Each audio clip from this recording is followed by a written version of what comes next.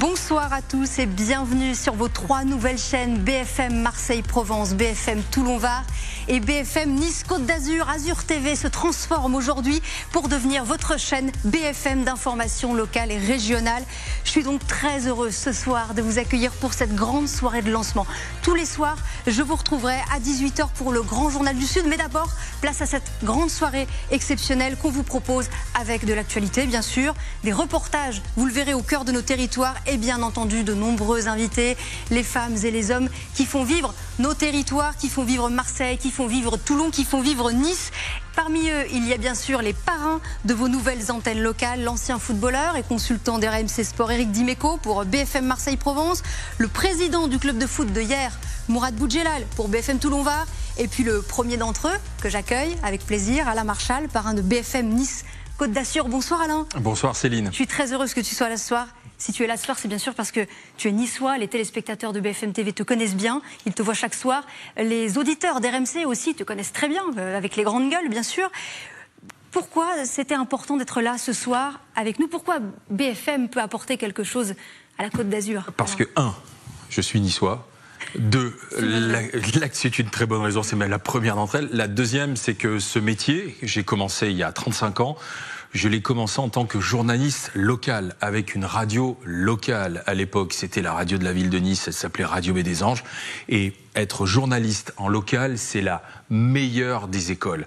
Connaître toute l'actualité de sa région, aller chercher les petites infos, et voilà ce qui est bon pour un journaliste. Et le fait que la marque BFM s'installe à Nice, pour toutes les écoles de journalisme, pour tous ceux qui veulent faire du journalisme, il y a un endroit où il faudra venir faire ses classes, c'est ça, c'est BFM Nice. Eh bien, c'est noté. Alors, tous les jours, tu échanges avec les auditeurs d'RMC dans les grandes gueules. Est-ce que tu ressens ce besoin d'information de proximité? Les grandes gueules, par essence, c'est le pouls de la France. Et donc, moi, d'abord, je suis super content quand j'ai au 32-16, entre 9h et midi, des auditeurs niçois qui appellent. Il y a toujours une espèce de petit dialogue. Et puis, c'est compliqué, ou plutôt, ce ne serait pas normal de faire une émission d'interactivité sans avoir les gens qui nous appellent de partout en France. Et d'ailleurs, souvent, je m'amuse en disant « Ah ben, on va se balader aujourd'hui, on va être en Gironde, on va être à Nice, on va être dans le Nord, etc. » Donc, si on parle de la France, il faut l'écouter. Et là, on va se balader sur la Côte d'Azur, notamment. Une dernière chose, qu'est-ce que tu as envie de souhaiter à ces nouvelles antennes et en particulier à celle dont tu te sentiras le plus proche, ce BFM Nice Côte d'Azur? Longue vie, et je sais que c'est bien parti parce qu'en plus le terrain de l'info il a été délaissé par certains. C'est normal que la première marque d'info en France s'installe, BFM. Donc longue vie à BFM Nice, et puis à tous les jeunes journalistes, vous savez maintenant quel endroit venir faire vos classes, quoi. Merci Alain Marchal, parrain ce soir de BFM Nice Côte d'Azur. Dans un instant, on retrouvera bien sûr tous nos invités, mais d'abord place à l'info avec l'essentiel de l'actualité ce soir sur BFM Marseille-Provence, BFM Toulon-Var et BFM Nice Côte d'Azur. À la une, le double meurtre de Tourves reste un mystère. 2 jours après la découverte des corps sans vie de 2 sexagénaires, gérants d'une salle de réception, les convives qui devaient assister au mariage ont tous été entendus par les enquêteurs. Inquiétude face à la progression du variant Delta du Covid, au point que le ministre de la Santé, Olivier Véran, alerte sur le risque d'une 4e vague d'ici la fin du mois. Le nombre de cas de variant Delta a plus que doublé en une semaine en région PACA. Et puis tout est prêt sur la Croisette. Coup d'envoi de la 74e édition du Festival du film. Demain soir, Spike Lee en président du jury, Jodie Foster pour une palme d'or d'honneur et un film de Léos Carras, Annette, en ouverture. La météo avec un grand soleil pour cette soirée de lancement. On retrouve Christophe Persson du côté de Saint-Tropez.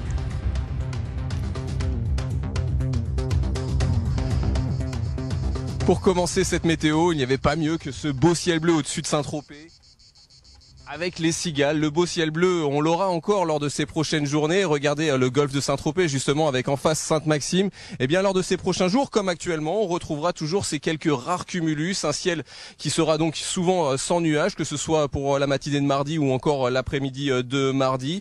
On retrouvera le matin déjà beaucoup de douceur, généralement une température aux alentours de 20 degrés. On atteint même les 21 degrés du côté de Nice. Ce sera 19 du côté de Martigues.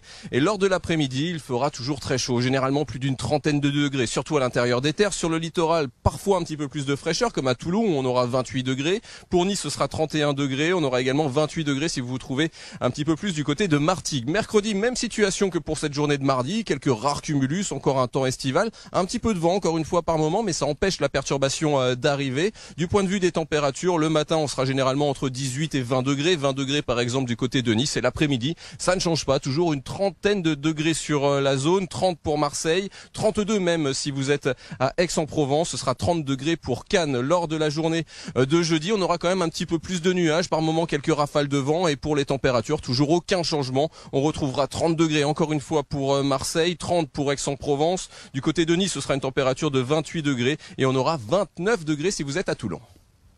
Et on ouvre ce journal avec le double meurtre de Tourves. Un couple de sexagénaires, les gérants d'une salle de réception, ont été tués par balle ce week-end dans le Var. On fait le point sur l'enquête avec Thomas Bernabé. L'enquête poursuit son cours dans ce domaine varois. Samedi dernier, 2 corps sans vie d'un couple de sexagénaires sont retrouvés à l'intérieur du domaine des Sources situé à Tourves. Le site qui devait accueillir un mariage dans l'après-midi a depuis été fouillé de fond en comble par les enquêteurs. Les investigations diligentées par la section de recherche de Marseille et la brigade de recherche de Brignoles, renforcées par le groupement des Alpes-Maritimes, avancent selon le dernier communiqué du procureur de Draguignan. Les 2 victimes seraient mortes après avoir reçu des coups de feu. Plusieurs douilles ont été retrouvées sur le site. Une autopsie des corps est d'ores et déjà programmée pour les mercredis 7 et jeudi 8 juillet prochains. À Saint-Maximin et Tourves, communes toutes proches du domaine, c'est le choc. Les connaissances du couple sont abasourdies. D'autres connaissaient le domaine pour y avoir fêté des anniversaires, par exemple. Beaucoup d'interrogations après cet effroyable fait divers. Pour le moment, aucune thèse n'est privilégiée par les enquêteurs. L'inquiétude autour du variant Delta. Le ministre de la Santé, Olivier Véran, alerte sur la possibilité d'une 4e vague de l'épidémie dès la fin juillet. En région PACA, la semaine dernière, près d'un quart des tests positifs étaient porteurs de cette mutation plus contagieuse. Claudia Olivier. Il y a 15 jours, sur 491 tests positifs, 40% d'entre eux l'étaient au variant Delta, 6 fois plus contagieux. Sa propagation est inexorable dans les Alpes-Maritimes. Il faut savoir que ce virus, lorsqu'il est présent, il est extrêmement contagieux et nous avons déjà eu dans le département un cluster assez important, notamment à Antibes, qui est très bien investigué et bien circonscrit, mais malheureusement, il y a toujours des cas qui apparaissent. Dans le département, le taux d'incidence remonte légèrement. De 10, il est passé à 23 cas positifs pour 100 000 habitants. À l'hôpital d'Antibes, cet infectiologue rappelle que la vaccination est impérative pour limiter la propagation du virus. On peut développer le virus, c'est rare mais on peut le faire et la vaccination nous assure que si on le développe dans la quasi-totalité des cas, puisque c'est 97%, on ne développera pas de forme grave. Ce dimanche, le ministre de la Santé s'est montré très inquiet. Olivier Véran redoute l'arrivée d'une 4e vague dès la fin juillet. Cette année, le festival de Cannes rimera avec estival, décalé en raison de la crise sanitaire. La 74e édition du festival de films commence demain avec Spike Lee en président du jury. On déroule le tapis rouge et le programme sur la croisette avec Kelly Vargin. Comme vous pouvez le voir juste derrière moi, on continue de finaliser les derniers détails pour demain. Le tapis rouge sera d'ailleurs posé demain. Et cette année, donc, une palme d'honneur pour l'ensemble de la carrière de Jodie Foster et 24 films en compétition, avec en ouverture la comédie musicale Annette, emmenée par Marion Cotillard et Adam Driver. C'est l'histoire d'un couple de stars et d'une petite fille exceptionnelle. On ne vous en dit pas plus. En tout cas, il faut s'attendre à des films qui ont la fièvre et une force de combat, a prévenu Thierry Frémaux, le délégué du festival. Sexe et religion vont se confronter dans le film de Paul Verhoeven, Benedetta avec Virginie Efira. On fera aussi une plongée dans la banlieue de Casablanca avec la jeunesse marocaine. Dans le film Haut et Fort, le réalisateur François Ozon revient lui sur le débat de la fin de vie avec son film Tout s'est bien passé. D'un point de vue sanitaire, tout a été prévu. Les festivaliers devront présenter un pass sanitaire. Ils pourront aussi se faire tester à proximité où un centre de dépistage a été installé. Et puis il y aura aussi tous les soirs des projections sur la plage au grand air afin que les vacanciers puissent également profiter du festival. L'autre festival, c'est celui d'Avignon, bien sûr annulé l'année dernière à cause du Covid. Le rideau se lève ce soir. On en parlera dans quelques minutes avec la maire d'Avignon qui sera notre invitée, Cécile L. Et puis c'est l'événement à Marseille, la Marseillaise à pétanque depuis le 4 juillet jusqu'à mercredi. La compétition est mixte, ouverte à tous, licenciés ou non, et sans limite d'âge. Elle se joue en triplette. Ça se passe au Parc Borély et sur une trentaine d'aires de jeu réparties dans tout Marseille. Grand événement populaire, bien sûr. C'est aussi, attention, la plus grande compétition de pétanque au monde. C'est donc du sérieux. Nous sommes à présent avec le premier invité de cette soirée. J'accueille Renaud Muselier, président de la région PACA. Bonsoir. Merci d'être avec nous. Vous êtes en direct du Festival d'Avignon. Merci beaucoup d'être avec nous ce soir, Renaud Muselier. À l'hôtel de région, précisément, qu'est-ce que les chaînes locales de BFM, selon vous, peuvent apporter aux habitants de la région ? Alors surtout, c'est la région Provence-Alpes-Côte d'Azur. Et d'ailleurs, je suis très heureux de savoir que c'est les BFM du Sud. C'est la 4e chaîne maintenant, parce que vous allez avoir, bien sûr, sur Marseille et Avignon, Toulon, Nice, il y a BFM d'ici, qui fait en sorte que la région Provence-Alpes-Côte d'Azur, la région Sud, est complètement couverte. C'est très important parce que c'est une rapidité de présentation, de proximité, avec un grand professionnalisme. Donc je connais bien les équipes. Et donc je suis très heureux de vous accueillir sur ce beau territoire de la Provence, des Alpes et de la Côte d'Azur, nos 3 marques monde. Et puis on est dans la terre des festivals. Alors vous avez raison, ce soir c'est Avignon, Cannes dans la semaine, on a les Corrigies d'Orange, Aix, les photographies à Arles. Tout ça se met en place et c'est l'été qui reprend cette vie de tourisme culture, qualité de vie, ce qui est tout ce que représente notre région Provence-Alpes-Côte d'Azur. Et très souvent, et grâce à vos chaînes, on aura ce contact direct sur nos propres territoires, en proximité. Et je suis pour la décentralisation, vous décentralisez. Alors justement, donc bienvenue Renaud Muselier, vous venez d'être réélu président de région, une élection qui a été marquée par une abstention record. Ça pourrait laisser penser qu'il y a peu d'intérêt des électeurs pour les enjeux régionaux, pour ce qui se passe près de chez eux. Et pourtant, est-ce que vous pensez qu'il y a une attente en matière d'information de proximité aujourd'hui ? Il y a, vous savez, dans ces élections, il y a une alchimie un peu particulière. Elles ont été renationalisées, on a mélangé les départementales et les régionales. Il n'y a pas une très grande visibilité, et peut-être aussi que le message des élus vis-à-vis de leurs concitoyens, qui mélangent un peu les compétences du département, des communes, de la région, de l'État, des métropoles, font en sorte que il y a une distanciation qui est réelle. Il y a nécessité de compenser ça. En tout cas, ce qui est important, c'est qu'il y a des électeurs quand même s'il n'y en a pas beaucoup. Il y en a beaucoup pour les présidentielles, beaucoup pour les municipales, et après les autres élections, que ce soit les européennes ou les élections plus distantes, on ne sait pas très bien à quoi ça sert, mais ce renouveau démocratique est absolument indispensable. En tout cas, dans notre action, on est déjà à la manœuvre pour travailler. On a désigné nos vice-présidents, nos présidents de commission. On commence l'ouverture cet été et on prépare la rentrée scolaire, la rentrée universitaire, la rentrée à partir de septembre pour le travail en général, en se méfiant quand même de cette crise du Covid. Justement, vous l'avez dit, c'est le début des vacances scolaires, les touristes qui vont arriver nombreux dans la région. Vous avez notamment renouvelé cette année encore la fête des terrasses. Est-ce que cette fois, c'est vraiment un retour à la vie normale en région PACA ? Dites-moi, arrêtez de me dire PACA, s'il vous plaît. Faites un petit effort en région sud ou Provence-Alpes-Côte d'Azur. On a 3 marques monde dans notre nom, vous allez nous couvrir, et donc Provence-Alpes-Côte d'Azur, c'est magnifique. Et donc, oui, les touristes reviennent. Oui, on s'est mis en dispositif pour que ça puisse fonctionner. On a mis des dizaines de milliers de tests à disposition pour nos festivals, etc., pour qu'il y ait 2 autotests à l'entrée. On a aussi mis en place des dispositifs pour faire en sorte qu'il n'y ait pas de surpopulation, avec un dispositif tourisme bâti sur Waze et l'application, de façon à ce qu'il y ait des itinéraires de délestage. On cherche à avoir un tourisme vaste, multiple, des 5 étoiles au camping, mais qui soit diversifié. C'est l'âme de la région. Tourisme, vacances, culture et farniente. On a tous besoin de retrouver la vie. Et c'est vrai que la fête des terrasses, c'était ce retour à la vie. C'est la 2e édition. Il y aura tous les 1er juillet la fête des terrasses dans la région, qu'on soit à son domicile ou sur les terrasses du port, des cafés, des bars, des restaurants. Ça sera toujours finalement le début de l'été, ce 1er juillet. Alors aujourd'hui, Olivier Véran a alerté sur le risque d'une 4e vague. On sait que le Var a maintenu tout de même certaines restrictions en raison du risque de reprise de l'épidémie. Est-ce que vous pensez que ce sont des mesures qui sont peut-être appelées à se généraliser aussi, peut-être dans les Alpes-Maritimes ? C'est un peu partout en France. Il faut garder ces gestes barrières, il faut arriver à être raisonnable. Ça va être très compliqué parce que ce désir de fête des jeunes, cette liberté retrouvée avec ce soleil et cet air pur, fait en sorte qu'on a envie de s'embrasser, de s'enlacer, de retrouver la vie d'avant Covid. Et on n'est pas tout à fait sûr que le nouveau variant ne soit pas particulièrement contaminant. Pour revenir, et je ferai des propositions de la semaine prochaine sur la capacité de soins quand même. On a oublié la médecine dans cette affaire. On ne parle que des vaccins, mais il y a aussi les soins, comme pour toute pathologie, et la médecine internationale, française, et bien sûr de nos médecins généralistes est prête à apporter un certain nombre de réponses. Et donc il faut rappeler que quand même ça se soigne.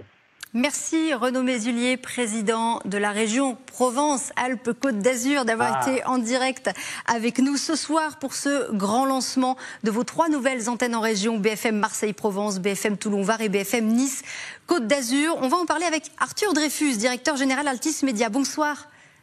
Bonsoir. D'abord un mot sur la chronologie de ce lancement. C'est un lancement un petit peu particulier, contrairement aux premières chaînes régionales qui ont ouvert jusqu'à présent, qui ont démarré jusqu'à présent. C'est un lancement en 2 temps, en 2 étapes. Absolument. Nous étions tellement impatients d'arriver dans le Sud que nous avons décidé de nous lancer avant la saison estivale.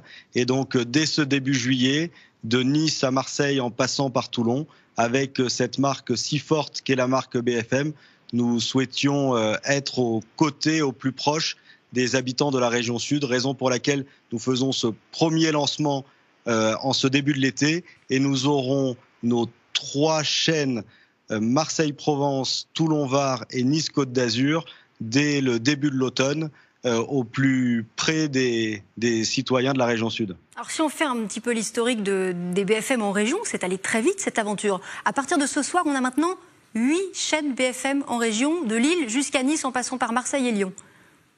C'est une stratégie très claire, qui est une stratégie d'investissement, d'innovation, de proximité, de service au plus proche des Français, au plus proche des territoires. C'est une stratégie très innovante parce qu'aujourd'hui, l'audiovisuel, le digital dans les régions, dans les villes qui font battre le poumon de la France, il y a peu d'acteurs qui en font le pari. Nous nous investissons massivement, nous recrutons des dizaines de journalistes. Nous sommes à 150 journalistes aux 4 coins du pays. Nous avons lancé BFM Paris il y a 5 ans, BFM Lyon, BFM Lille, BFM Grand Littoral, BFM d'ici dans les Alpes de Haute-Provence et les Alpes du Sud. Et aujourd'hui, nous sommes extrêmement fiers d'arriver enfin dans cette région que nous aimons tant, la région Sud, à Nice, à Toulon, à Marseille. Nous sommes impatients, enthousiastes. C'est une région extrêmement attractive sur le plan économique, sur le plan touristique, sur le plan de l'innovation, sur le plan de l'environnement. Et en arrivant avec cette offre de services de proximité et cette marque extraordinaire, la marque d'info de France, au plus proche des Niçois, des Marseillais et des Toulonnais, au plus proche des habitants de la région Sud, ce n'est pas un aboutissement, c'est le début, la poursuite de notre aventure régionale. Ce n'est que le début. Merci Arthur Dreyfus, directeur général d'Altis Média, d'avoir été avec nous ce soir.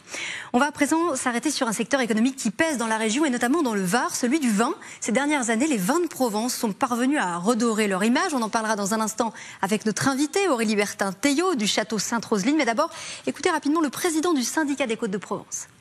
Nos vins Côtes de Provence sont renommés dans le monde entier et notamment, je dirais, de fortes progressions à l'export depuis ces dernières années. Aujourd'hui, 40% des Côtes de Provence partent à l'export, principalement sur les États-Unis, le Royaume-Uni et puis l'Asie un petit peu et aussi les pays européens type Pays-Bas et Allemagne.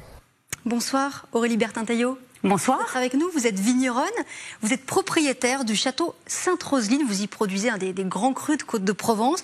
Alors d'abord un mot sur cette arrivée de BFM dans votre région, puisque vous êtes avec nous ce soir pour cette soirée de lancement. Qu'est-ce que ça peut vous apporter, alors d'abord en tant que varoise et plus spécifiquement en tant que chef d'entreprise ?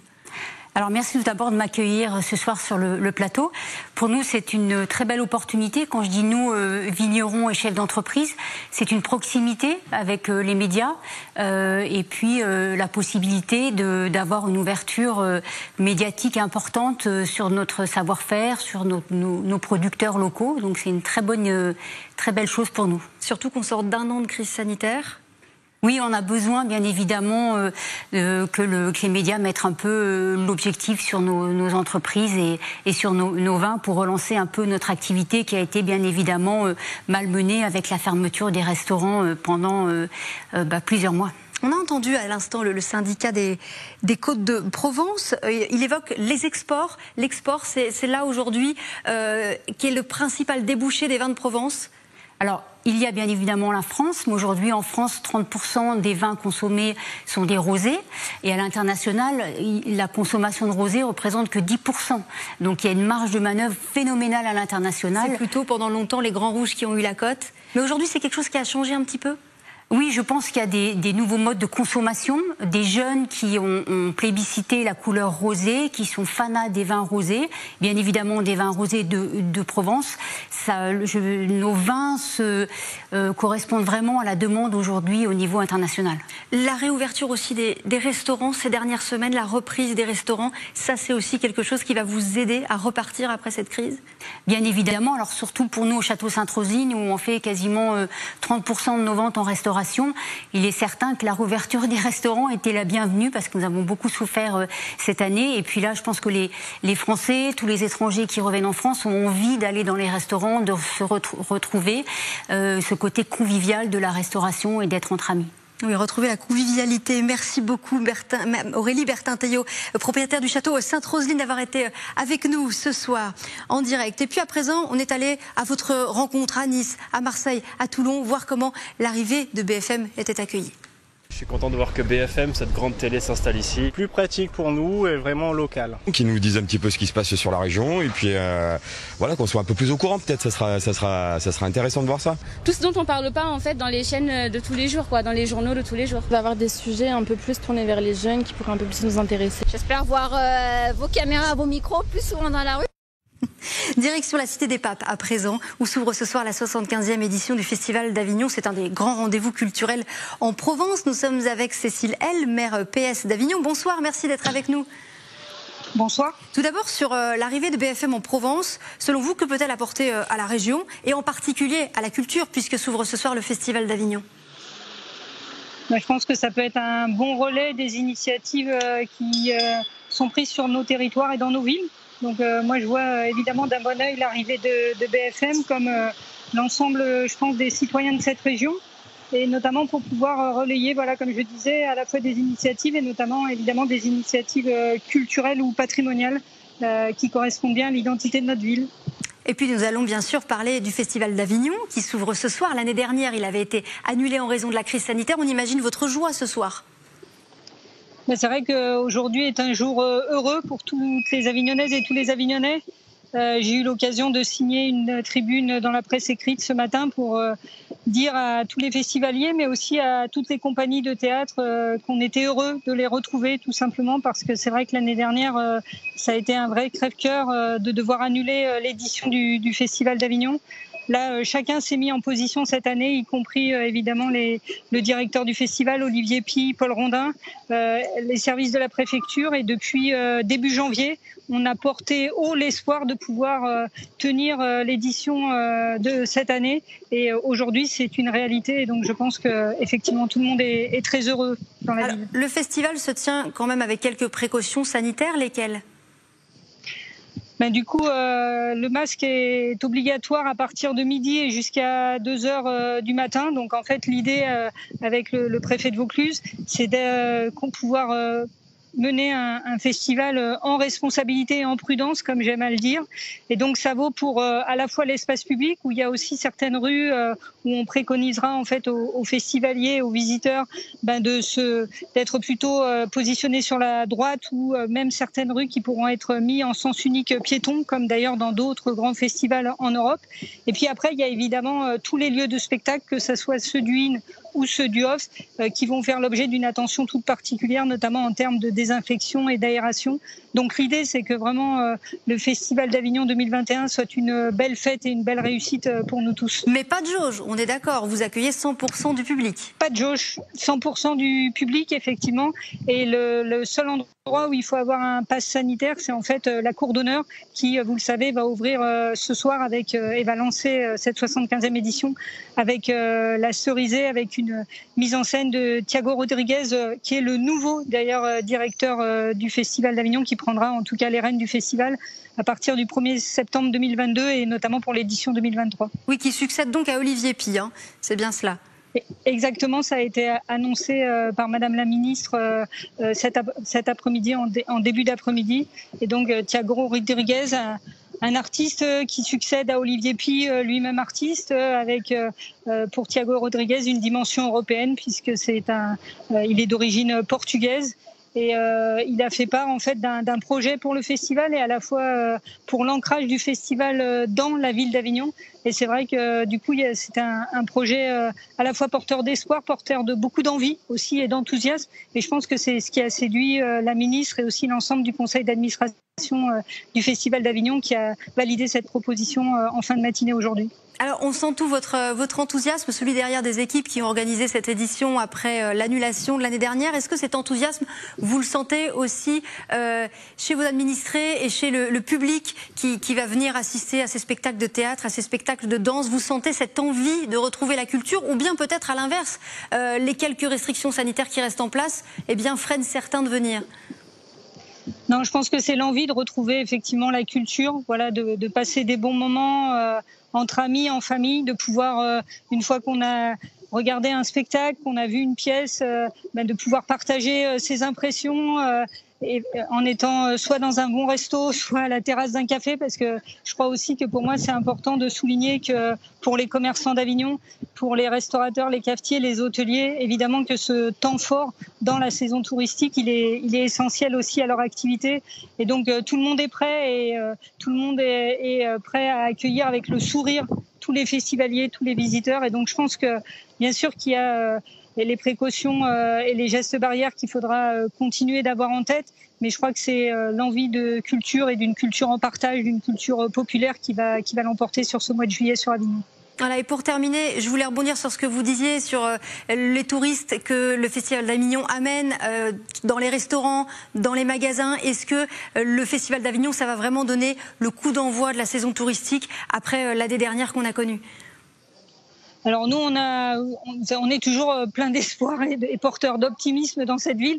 Donc en fait, dès la fin du troisième confinement, dès le 19 mai, on a voulu réouvrir nos lieux culturels, que ça soit nos musées, que ça soit aussi nos deux monuments emblématiques, le Palais des Papes et le Pont d'Avignon. Et donc depuis cette mi-mai, on voit quand même revenir les visiteurs, les touristes, notamment français, mais aussi quelques Européens.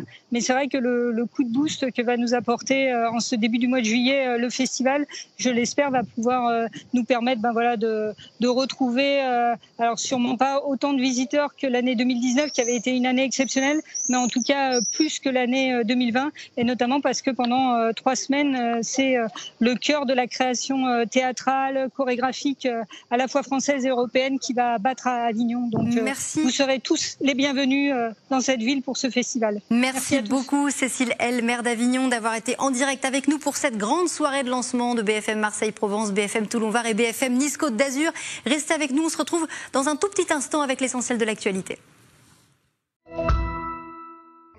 Je m'enseigne, drapeau hissé comme d'un hit, ça va tirer, on se propage, y'a pas de remède. C'est le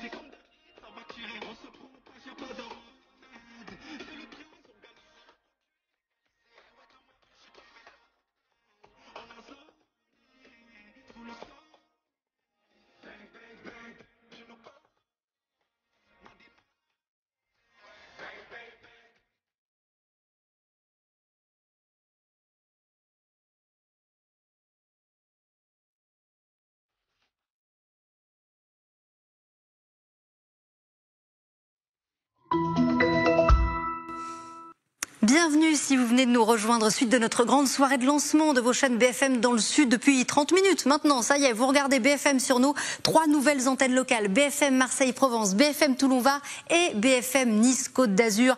Azur TV se transforme pour devenir votre chaîne BFM d'information locale et régionale. Ce soir, nous avons donc le plaisir de vous faire découvrir votre nouvelle chaîne BFM avec de l'information, bien sûr, des reportages au cœur de nos territoires et bien entendu de très nombreux invités, des femmes et des hommes qui font font vivre Marseille, qui font vivre Toulon, qui font vivre Nice. Parmi eux, il y a les parrains de nos nouvelles antennes locales. Alain Marchal, parrain de BFM Nice Côte d'Azur, qui était là tout à l'heure avec nous. Éric Dimeco pour BFM Marseille-Provence, qui sera là également tout à l'heure. Et j'accueille Mourad Boudjelal pour BFM Toulon-Var. Bonsoir, merci d'être avec nous ce soir. Mourad Boudjelal, vous êtes président du Hier Football Club, un club qui évolue en National 2. Vous êtes passé, on le rappelle, pour ceux qui ne vous connaîtriez pas bien, du rugby au foot, puisque vous êtes aussi l'ancien président du RC Toulon. Les auditeurs d'RMC vous connaissent aussi pour vos participations aux Grandes Gueules, bien entendu. Tout d'abord, Mourad Boudjelal, un mot sur l'arrivée de BFM dans votre région. Selon vous, qu'est-ce que ça va apporter aux habitants, et je pense aussi, et notamment en matière d'actualité sportive? Bonsoir à vous. C'est une belle nouvelle parce qu'aujourd'hui, alors qu'on parle de mondialisation, que les distances n'ont jamais été aussi courtes, avant la pandémie bien sûr, mais on a de plus en plus besoin d'avoir de l'info locale. Je crois que les gens sont férus d'info locale et BFM va répondre à ce besoin, je pense, comme vous savez le faire. Et puis accessoirement, en matière sportive, ça nous fait un média supplémentaire et j'espère qu'on aura l'occasion de beaucoup vous alimenter de bonnes nouvelles tout au long de la saison. Alors Mourad Boudjelal, vous avez accepté d'être le parrain ce soir de BFM Toulon-Var. Pourquoi finalement? C'est pour témoigner de votre attachement à votre ville de Toulon? Oui, moi je suis toulonnais, et puis je suis heureux que BFM vienne s'installer à Toulon. Quand on m'a demandé d'être parrain, j'ai accepté tout naturellement, d'autant qu'Alain Marchal était parrain à Nice et je ne pouvais pas le laisser tout seul, quoi. Alors Éric Dimeco, parrain à Marseille, ça me semblait aussi tout à fait normal. Alors la ville de Toulon, elle est un petit peu coincée, si j'ose dire, entre la grande Marseille et puis Nice également, très grande métropole. Est-ce que vous avez le sentiment qu'on parle parfois un petit peu moins de Toulon et du Var? Est-ce que vous espérez justement que BFM Toulon-Var va davantage faire exister le territoire? Ouais, ici on dit quand même que Nice et Marseille sont l'agglomération de Toulon, hein. Mais bon, c'est ce que nous pensons. Oui, Toulon coincé, mais Toulon a beaucoup évolué depuis des années. Ça, c'était avant. Je crois que Toulon est une ville qui est en train de trouver largement sa place dans le sud, qui a évolué d'une façon incroyable ces 15-20 dernières années, et qui aujourd'hui, je pense, a plus grand-chose à envier à ses deux grandes sœurs de la région Provence-Alpes-Côte d'Azur. Alors, on pourra aussi parler du club de hier, dont vous avez pris la tête il y a quelques mois. On pourra parler des ambitions de ce club régulièrement sur cette antenne. Vous pouvez nous en dire un mot? Quelles sont vos ambitions pour ce club? Sur cette année, elles sont assez simples, hein. C'est de découvrir le monde du football. C'est de gagner le cœur des Varois, si j'ose dire. Et puis, pour l'année suivante, Same Player Shoot Again, ça va être bien sûr l'ambition que j'ai toujours lorsque je reprends un club, qui sera de gravir les échelons. Mais sur la première saison, on ne se met pas plus de pression que ça. Ouais, ça ne veut pas dire que si par hasard on a de bonnes nouvelles, on portera plainte. Mais pour l'instant, c'est d'abord découvrir le monde du football, qui est assez différent du monde du rugby, et il faut un petit peu de temps d'adaptation à mon avis. Bien, on suivra le club de hier avec attention. En tout cas, un dernier mot. Que pouvez-vous souhaiter à BFM Toulon-Var? La même réussite que ses parents, BFM tout court, hein, qui est une réussite exceptionnelle dans le monde de l'actualité sur ces dernières années, voilà. Et BFM BFM Var, Toulon-Var, à mon avis, est bien parti parce que je vous dis, on est dans une région, on est dans une ville où les gens sont très attachés à leur département et sont vraiment en grande demande d'informations, et vous allez répondre à cette demande. C'était un manque, hein, que nous avions, parce que même si nous avons quelques petits médias, mais on n'avait jamais eu un média à cette échelle, et ça va faire beaucoup de bien pour une ville, pour un département où il se passe vraiment beaucoup de choses. Merci beaucoup Mourad Boudjelal d'avoir avec nous parrain ce soir de BFM Toulon-Var. Nos invités dans la prochaine demi-heure, Hubert Falco, maire de Toulon, sera avec nous. Également Martine Vassal, présidente LR de la métropole Aix-Marseille-Provence et du département des Bouches-du-Rhône. Et puis nous accueillerons également tout à l'heure un chef 3 fois étoilé, Alexandre Mazia, chef d'un restaurant à Marseille. Mais d'abord, place à l'actualité, l'essentiel de l'info sur BFM Marseille-Provence, BFM Toulon-Var et BFM Nice-Côte d'Azur. À la une ce soir, l'heure des grands départs cette semaine, avec le début des vacances scolaires ce mercredi. Dans le Var, les touristes sont déjà là, vous le verrez, plus de Français et moins de touristes étrangers. La vaccination à la peine, coup de frein dans le rythme des primo-injections, alors que le variant Delta du coronavirus se propage, presque un quart des contaminations la semaine dernière. L'OM en plein mercato, le club a déjà signé avec l'international turc Cengiz Ünder, et plusieurs renforts de poids sont attendus dans la cité phocéenne. La météo, Christophe Persson, météo sans nuages depuis Saint-Tropez. Pour commencer cette météo, il n'y avait pas mieux que ce beau ciel bleu au-dessus de Saint-Tropez. Avec les cigales, le beau ciel bleu, on l'aura encore lors de ces prochaines journées. Regardez le golfe de Saint-Tropez, justement, avec en face Sainte-Maxime. Eh bien, lors de ces prochains jours, comme actuellement, on retrouvera toujours ces quelques rares cumulus. Un ciel qui sera donc souvent sans nuages, que ce soit pour la matinée de mardi ou encore l'après-midi de mardi.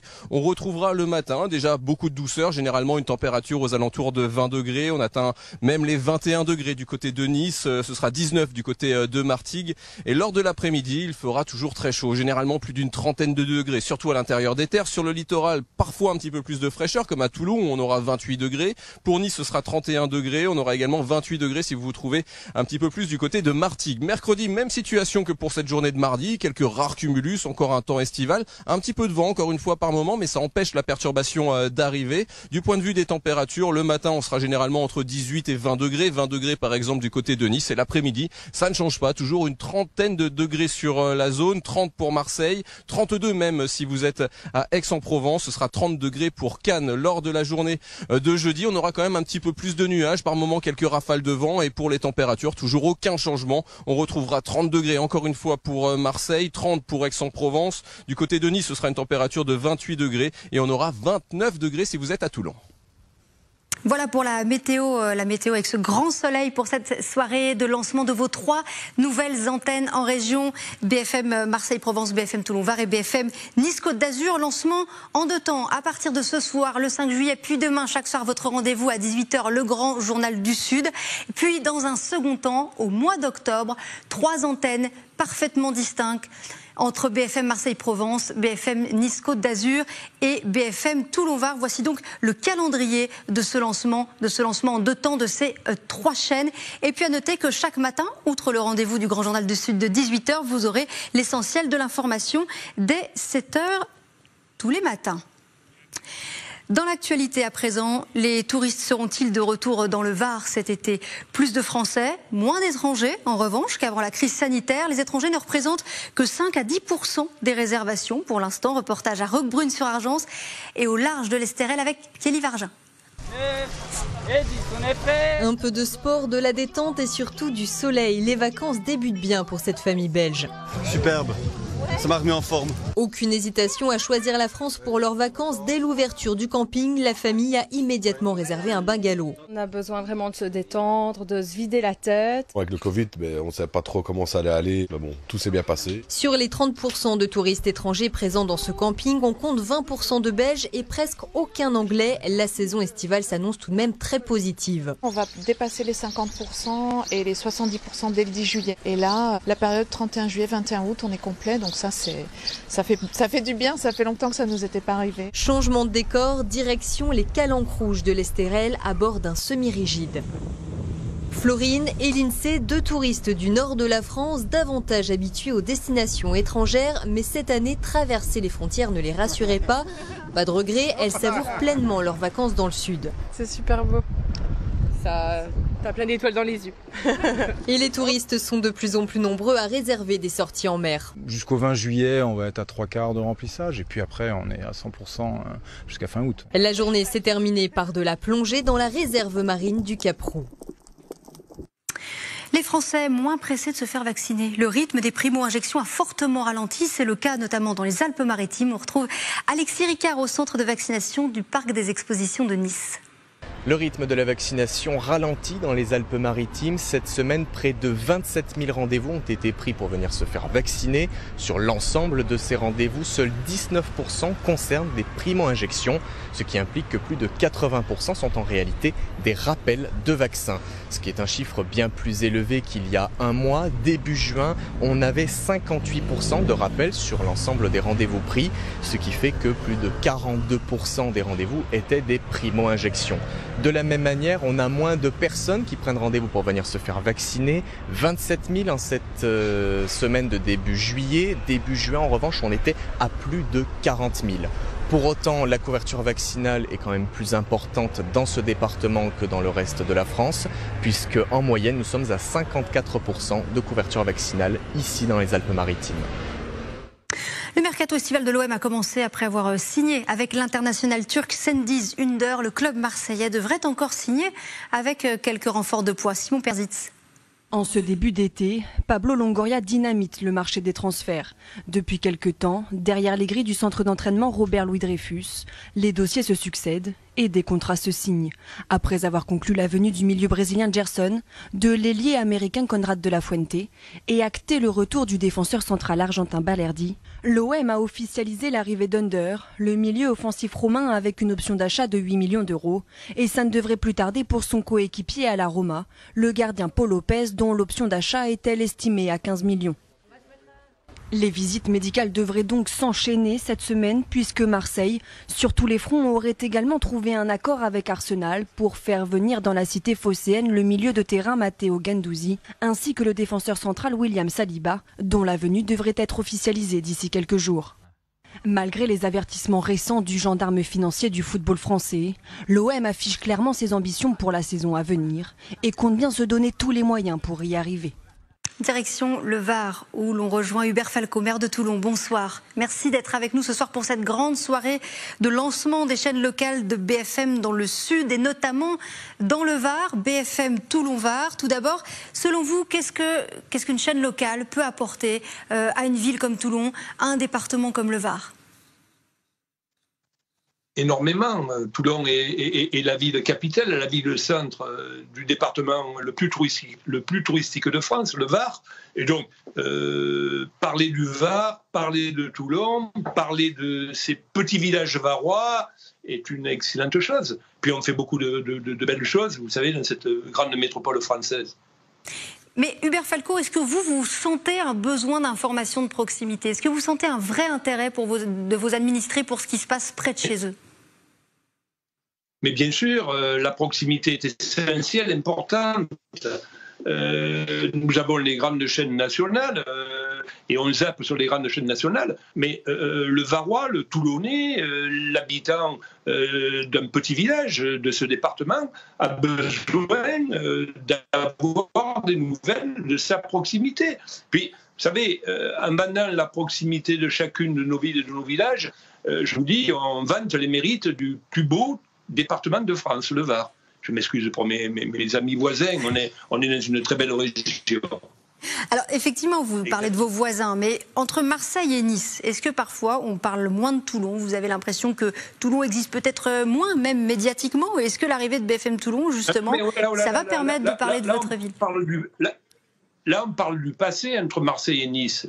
Aujourd'hui, il y a une grande métropole française qui s'appelle Toulon. Il y a un département du Var avec un peu plus d'habitants qu'à Nice, certainement, dans les Alpes-Maritimes, je crois qu'on se vaut. Vous savez, on est deux gros départements à côté de cette grande métropole marseillaise. Donc, il n'y a pas... Le Var n'est plus un département de passage. Le Var a son identité, le Var a sa spécificité, le Var a sa grande métropole, puis on fait de belles choses dans le Var. Alors d'ailleurs, Hubert Falco, on l'a vu il y a quelques instants dans le reportage de Kelly Vargin dans le Var qui voit arriver des touristes sur le littoral, dans l'Estérel notamment. On voit que le Var va faire le plein de touristes cet été. Pour autant, le préfet a choisi de prolonger des restrictions sanitaires dans le département. Est-ce que vous êtes inquiet sur la façon dont l'été va se dérouler dans le Var ? Alors écoutez, je réponds déjà à votre préoccupation entre Marseille et Nice. Vous voyez, donc c'est le Var qui fait le plein. Donc, je ne pense pas que les Français se trompent dans le Var. S'ils viennent faire le plein dans le Var, c'est que le Var a des atouts. Oui, inquiet. Il va falloir qu'on s'habitue à vivre normalement, vous savez, mais il va falloir qu'on s'habitue à vivre autrement également. Il va falloir qu'on vive avec ce virus. Aujourd'hui, c'est le variant Delta. Hier, c'était autre chose. Demain, il y aura peut-être notre variant. Premièrement, il faut se faire vacciner. Vous savez, on a ouvert à Toulon 2 grands centres de vaccination au-delà des hôpitaux de Sainte-Anne de Sainte-Mus. Et je crois qu'il faut aller se faire vacciner. C'est indispensable. Il n'y a que le vaccin qui nous protégera de ces variants qui seront là. Le virus ne part pas. Le virus sera toujours là. Donc, je pense que oui, nous devons vivre autrement, en prenant des précautions, avec des nouvelles, des gestes barrières qui s'imposent, vivre autrement, mais vivre Merci Hubert Falco, maire de Toulon, d'avoir été avec nous. Malheureusement, je suis obligée de vous interrompre maintenant parce que la liaison n'est pas très bonne. Merci tout de même d'avoir été avec nous ce soir. Ce soir, donc, je vous le rappelle, grande soirée de lancement de vos BFM, de vos antennes de BFM en région sud. La famille des BFM en région donc, qui s'agrandit après BFM Paris, BFM Lyon, BFM Lille et Grand Littoral. Après, il y a quelques mois, BFM d'ici. Voici donc 3 nouvelles antennes dans le sud de la France. BFM Marseille-Provence, BFM Toulon-Var et BFM Nice-Côte d'Azur, BFM en région donc du nord au sud désormais. J'accueille Martine Vassal, bonsoir. Bonsoir. Vous êtes présidente LR de la métropole ex-Marseille-Provence et du département des Bouches-du-Rhône. Tout d'abord, sur l'arrivée de BFM en Provence, alors c'est la question que je pose ce soir un peu à tous nos invités, mais c'est la question centrale. Qu'est-ce que BFM va pouvoir apporter en termes d'information de proximité? Est-ce que vraiment il y aura une valeur ajoutée en termes d'information locale et régionale? Je pense que oui, et on est ravis d'accueillir un nouveau média ici sur le territoire de Marseille-Provence, un média qui va parler un peu plus de nos territoires, un peu plus de nos habitants, et donc c'est une très bonne chose pour nous. Enfin, moi je vois ça d'un très bon œil, et je vous souhaite la bienvenue ici sur le plus beau territoire du monde. Mais bon, ça tout le monde doit vous le dire à chaque fois que vous devez ouvrir une antenne. En tout cas, on est ravis d'avoir un média local qui s'ouvre avec le travail que vous avez accompli dans d'autres territoires, dans d'autres régions. Je crois que ça a eu un bon succès et on est content de pouvoir se raccrocher à votre chaîne. Oui, j'imagine que vous avez suivi avec attention ce qui se passait dans les autres régions. Quels sujets, par exemple, selon vous, ne trouvent pas forcément leur place dans les médias nationaux et pourraient trouver pleinement leur place sur des antennes locales et régionales ? La parole du citoyen, donc on va pouvoir un peu plus cibler, je l'espère que c'est ce que vous allez faire, pour pouvoir être sur des thématiques qui correspondent à ce que nous développons, comme l'environnement, comme la jeunesse, comme la proximité. Donc j'espère que vos sujets seront tout à fait concordants à ce que nous faisons ici sur notre territoire, au niveau de l'aménagement du territoire, au niveau de la mobilité, au niveau des informations que nous pouvons avoir et transmettre à nos populations pour être au plus près de la réalité, au plus près de ce qui se passe. Donc je crois qu'on est tout à fait en phase sur vos thématiques aussi, les thématiques que vous développez. Alors Martine Vassal, vous venez, on le rappelle, d'être réélue à la tête du département des Bouches-du-Rhône. Est-ce que, alors rapidement évidemment sans tout balayer, mais pouvez-vous nous dire quels sont les premiers grands chantiers là auxquels vous allez vous attaquer dans votre département ? La première chose, je l'ai annoncé d'ailleurs dans mon discours d'installation, c'est de relancer les États généraux de Provence pour que nous puissions mettre véritablement en concordance l'action que nous allons mener pendant ces 6 années avec le programme sur lequel nous avons été élus. Je crois que c'est important aujourd'hui de bien être en phase avec ce qu'attendent nos habitants sur ce territoire pour pouvoir après par la suite répondre au mieux aux préoccupations de chacun et de chacune sur les différentes thématiques dont on a parlé tout à l'heure, avec un phare qui va être la jeunesse, puisque nous avions déjà beaucoup fait pour la jeunesse, mais nous voulons continuer à intéresser encore plus nos jeunes, notamment à la vie de nos collectivités locales, qui sont des collectivités essentielles de la naissance jusqu'à la fin de vie. Alors, un mot de la crise sanitaire, Martine Vassal. On l'évoquait il y a quelques instants avec Hubert Falco, puisque dans le Var, le préfet a choisi de maintenir certaines restrictions sanitaires. Ce n'est pas le cas pour l'instant dans les Bouches-du-Rhône. Aujourd'hui, le ministre de la Santé, Olivier Véran, évoque le risque d'une éventuelle 4e vague dès la fin juillet. Est-ce que, pour vous, la crise sanitaire reste un sujet de préoccupation majeure? Est-ce que l'arrivée des touristes aussi, et ce que ça peut supposer comme risque de transmission du virus, est-ce que c'est quelque chose qui vous inquiète? Est-ce que vous anticipez déjà d'éventuelles restrictions à nouveau dans votre département ? Alors on ne les souhaite pas, ces restrictions, parce que ça a été catastrophique au niveau des effets sur l'ensemble de nos habitants, au niveau social, au niveau économique, au niveau humanitaire, tout simplement. Donc on espère que on va continuer à proposer de la vaccination, parce que Hubert Falco le disait juste avant moi, et je pense que c'est la seule solution, se faire vacciner pour essayer d'enrayer la propagation de ce virus, parce que les chiffres sont un peu inquiétants, puisqu'on voit que le virus continue à avancer, à progresser, avec avec des variants différents qui arrivent. Donc je pense qu'il faut encore faire très attention. Il faut garder un maximum de distance et puis essayer de se protéger quand on est à l'intérieur et faire en sorte que ce virus, si on est vacciné, eh bien, nous espérons que nous allons arrêter cette programmation. Les primo-injections de vaccins ralentissent fortement dans les départements voisins, en particulier dans les Alpes-Maritimes. C'est le cas aussi dans les Bouches-du-Rhône, ça ralentit fortement ?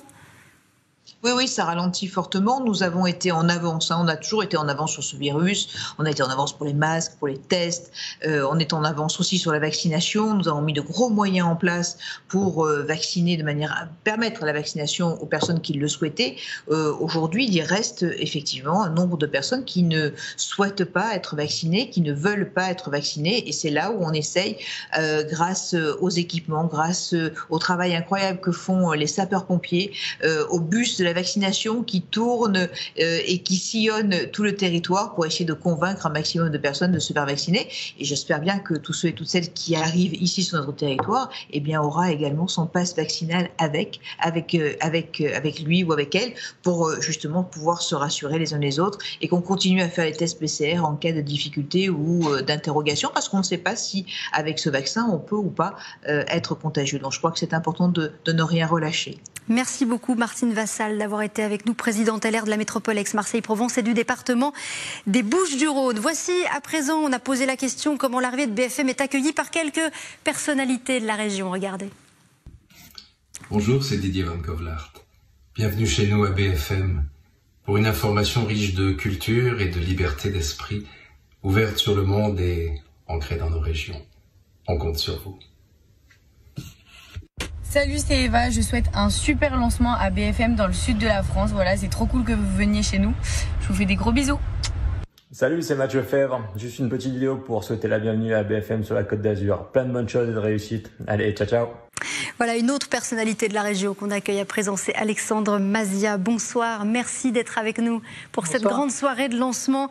Je rappelle que vous êtes chef d'un restaurant 3 étoiles à Marseille, 3 étoiles, 3e étoile que vous avez décroché il y a quelques mois. Vous portez donc haut les couleurs de la gastronomie à Marseille. Alors d'abord, comment s'est passé pour vous la reprise ces dernières semaines?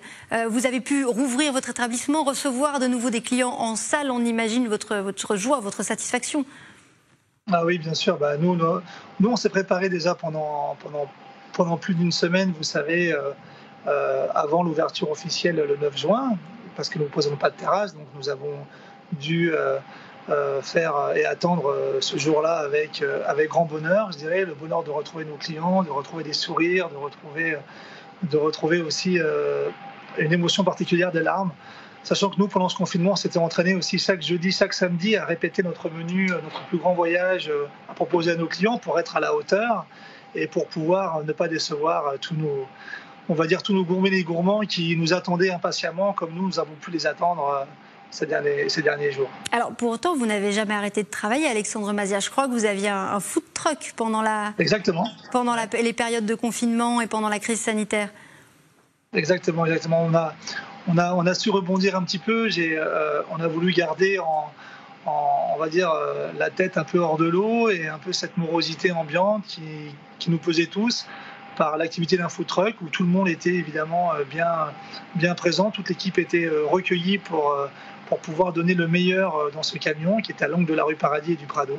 Pour moi, c'était vraiment très important. Ça nous a permis de garder l'activité et puis surtout de ne pas trop penser à ce qui se passait à l'extérieur, de pouvoir permettre à nos maraîchers aussi, nos producteurs, nos pêcheurs, nos cueilleurs de toujours continuer à nous accompagner comme ça l'est normalement au quotidien.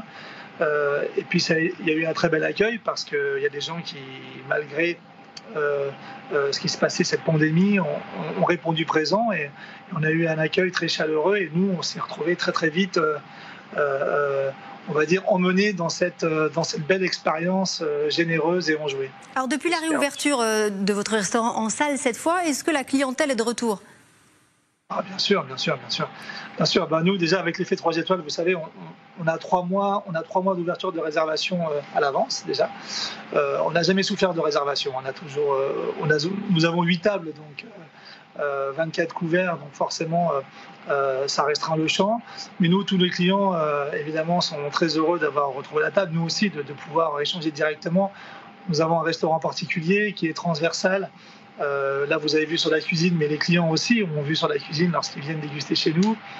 Donc c'est vrai que c'est un plaisir immense, un plaisir chaleureux de pouvoir revoir tous ces gourmets tant attendus et puis de pouvoir rouvrir aussi sur notre nouvelle carte des 3 étoiles. Ça, c'est fantastique. Alors quand on a décroché sa troisième étoile, qu'est-ce qu'on a comme projet derrière ? Ah bah écoutez, moi mon projet, la cuisine c'est ma vie, donc moi je n'ai jamais, vous savez, je vais vous faire une confidence, moi je n'ai jamais voulu être intrinsèquement un chef de cuisine au départ, j'aurais jamais pensé avoir un restaurant et encore moins avoir 3 étoiles. Moi ce qui m'anime c'est la matière, c'est la frime, c'est de dompter celle-ci, c'est de faire plaisir, c'est un moyen d'expression aussi pour moi, donc je pense que cette 3e étoile, elle nous a confortés dans nos choix, dans mon engagement, dans la façon dont je vois les choses. On a reçu plus de 90 000 mails du monde entier comme un porteur un peu d'espoir. C'était un peu bizarre, comme quoi ça allait changer. Aujourd'hui, vous pouvez ouvrir votre restaurant et non pas forcément appuyé par des gros financiers et avoir 3 étoiles. Donc c'était une symbolique forte et ça a été très très bien reçu. Et puis pour moi, je vais vous dire, moi ce qui m'anime, mes 3 étoiles, je les ai à la maison. Hein. J'ai ma femme, mes enfants, et donc ça c'est déjà ça. Et nous, on va continuer à arroser cette 3e étoile. Et vous allez continuer à arroser cette 3e étoile. Un petit mot pour BFM Marseille-Provence qui est lancé ce soir. Alexandre Mazia, que souhaitez-vous à la chaîne? Qu'est-ce qu'elle peut vous apporter aussi? D'un mot. Ah bah, j'espère que la chaîne va être toujours aussi proche des informations qu'elle ne l'a été jusqu'à maintenant, et puis qui va parler de notre beau territoire, qui va découvrir ce territoire merveilleux du sud de la France, avec cette Provence incroyable, avec ces gens généreux, et puis avec surtout ces artisans, parce qu'on est un monde d'artisans, un monde d'artisanat fantastique, qu'il faut évidemment mettre aussi en avant, en plus que simplement que dans nos restaurants. Merci Alexandre Mazia, chef d'un restaurant 3 étoiles à Marseille. On a hâte de venir dîner chez vous. Merci d'avoir été avec nous pour cette grande soirée de lancement de vos 3 nouvelles chaînes BFM en région. BFM Marseille-Provence, BFM Toulon-Var et BFM Nice-Côte d'Azur. Ça y est, c'est parti. Coup d'envoi ce soir depuis 18h. Maintenant, lancement en 2 temps. Ce soir, à partir de demain, je vous retrouverai chaque jour, chaque soir à 18h pour le Grand Journal du Sud. Chaque matin à 7h, un nouveau journal, un nouveau tour d'actualité en images. Et puis, dès le mois d'octobre, 3 antennes, 3 chaînes totalement distinctes, 3 antennes locales, toujours plus proches de vous et pour toujours plus d'informations de proximité. Restez avec nous. On se retrouve dans un tout petit instant pour la suite de cette grande soirée de lancement de vos 3 nouvelles chaînes en région.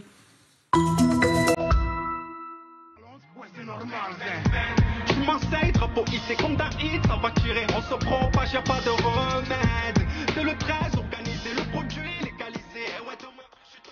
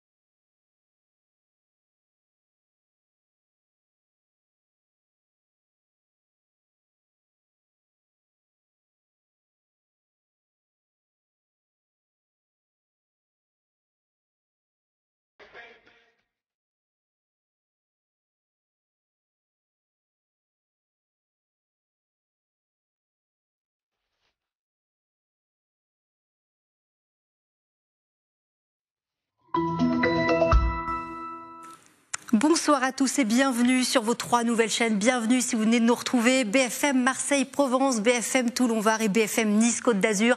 Azur TV se transforme donc pour devenir votre chaîne BFM d'information locale et régionale. Tous les soirs, dès demain, je vous retrouverai donc chaque soir ici même à 18h pour le grand journal du Sud. Mais d'abord, c'est une soirée de lancement un peu exceptionnelle qu'on vous propose avec de l'actualité, bien sûr, des reportages au cœur de nos territoires et de nombreux invités, les femmes et les hommes qui font vivre Toulon, qui font vivre Nice, qui font vivre Marseille. Il y a parmi eux les parrains de vos nouvelles antennes locales.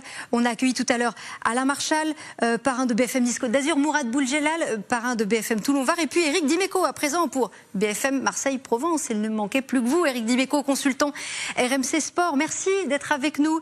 Tout d'abord, l'arrivée de BFM en région, c'est une bonne nouvelle. Et à Marseille, c'est en particulier une bonne nouvelle pour parler de foot. Oui, bonsoir. Oui, c'est une bonne nouvelle parce que s'il y a une attente particulière, je crois qu'on a envie tous, et on le voit avec la réussite des autres antennes de BFM, d'une actualité de proximité. Alors oui, à Marseille, c'était attendu.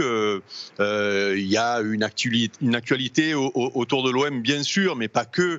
Et j'avoue que je risque de faire quelques infidélités à mon copain Christophe Delay le matin sur BFM TV et regarder du coup l'info locale parce que oui, il y a l'actualité de l'OM, il y aura l'actualité culturelle aussi qui va m'intéresser particulièrement et puis tout ce qui peut se passer chez nous et c'est pour ça qu'on était impatients et on est heureux aujourd'hui du coup du lancement de cette chaîne. Donc en fait, si je vous entends bien, vous avez envie de plus d'informations de proximité?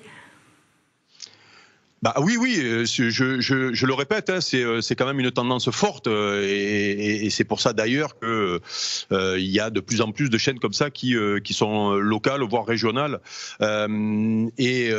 Marseille est une ville particulière avec une région aussi où il y a une activité forte. Alors oui, on sera attentif à ce qui se passe à l'OM parce que les Marseillais vivent au rythme du club local et comme les informations vont venir de la maison mère, d'RMC aussi, où on a généralement des infos en primeur, ça va intéresser beaucoup les supporters de l'OM et les Marseillais. De vos informations.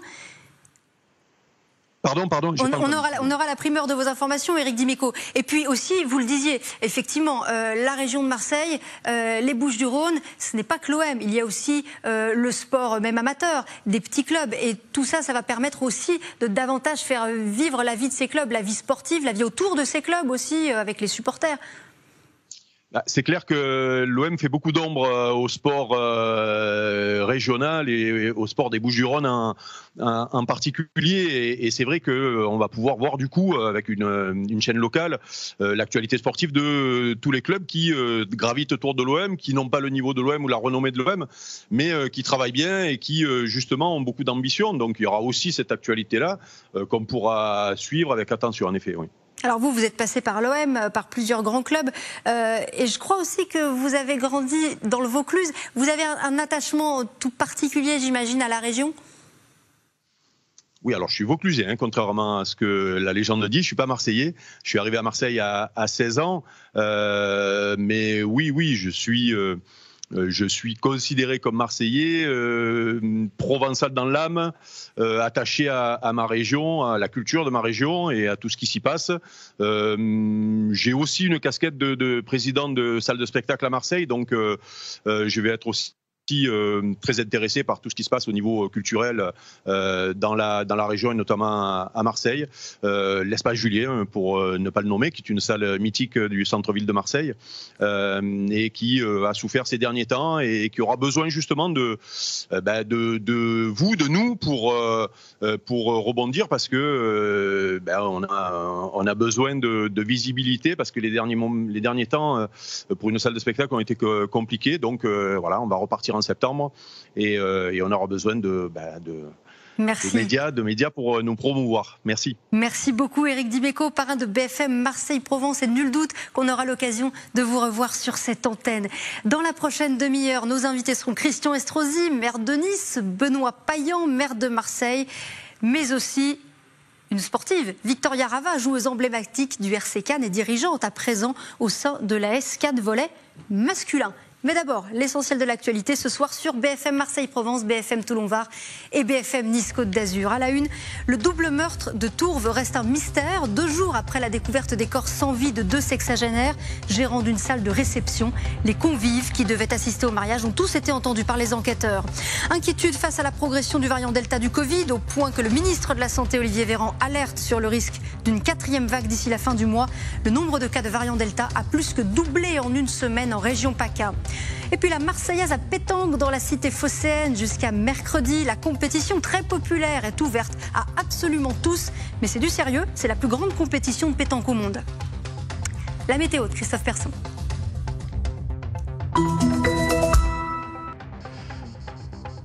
Pour commencer cette météo, il n'y avait pas mieux que ce beau ciel bleu au-dessus de Saint-Tropez. Avec les cigales, le beau ciel bleu, on l'aura encore lors de ces prochaines journées. Regardez le golfe de Saint-Tropez, justement, avec en face Sainte-Maxime.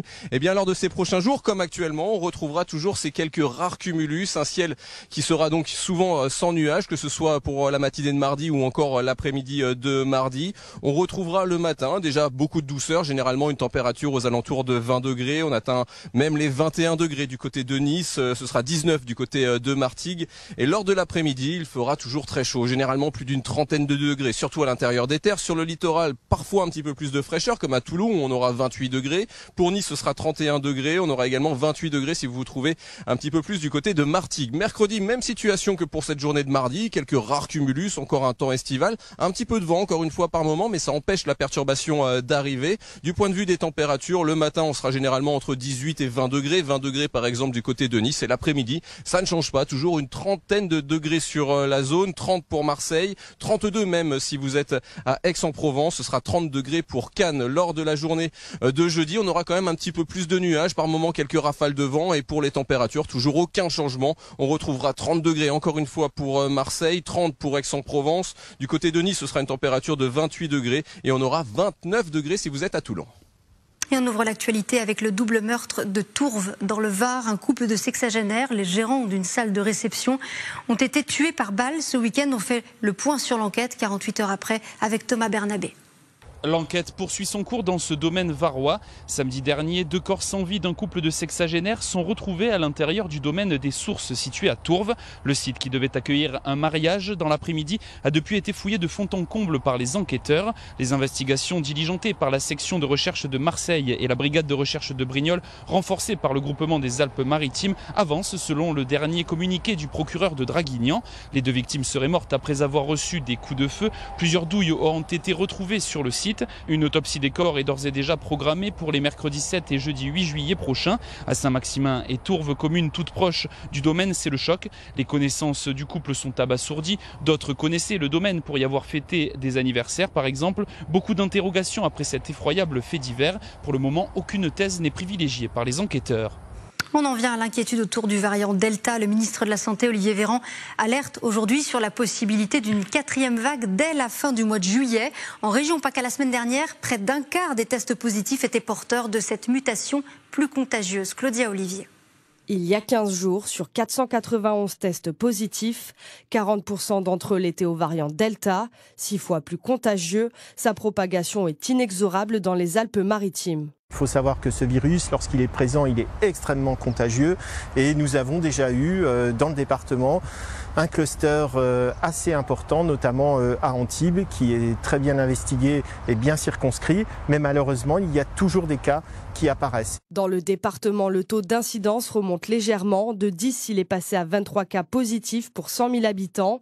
À l'hôpital d'Antibes, cet infectiologue rappelle que la vaccination est impérative pour limiter la propagation du virus. On peut développer le virus, c'est rare mais on peut le faire et la vaccination nous assure que si on le développe dans la quasi-totalité des cas, puisque c'est 97%, on ne développera pas de forme grave. Ce dimanche, le ministre de la Santé s'est montré très inquiet. Olivier Véran redoute l'arrivée d'une 4e vague dès la fin juillet.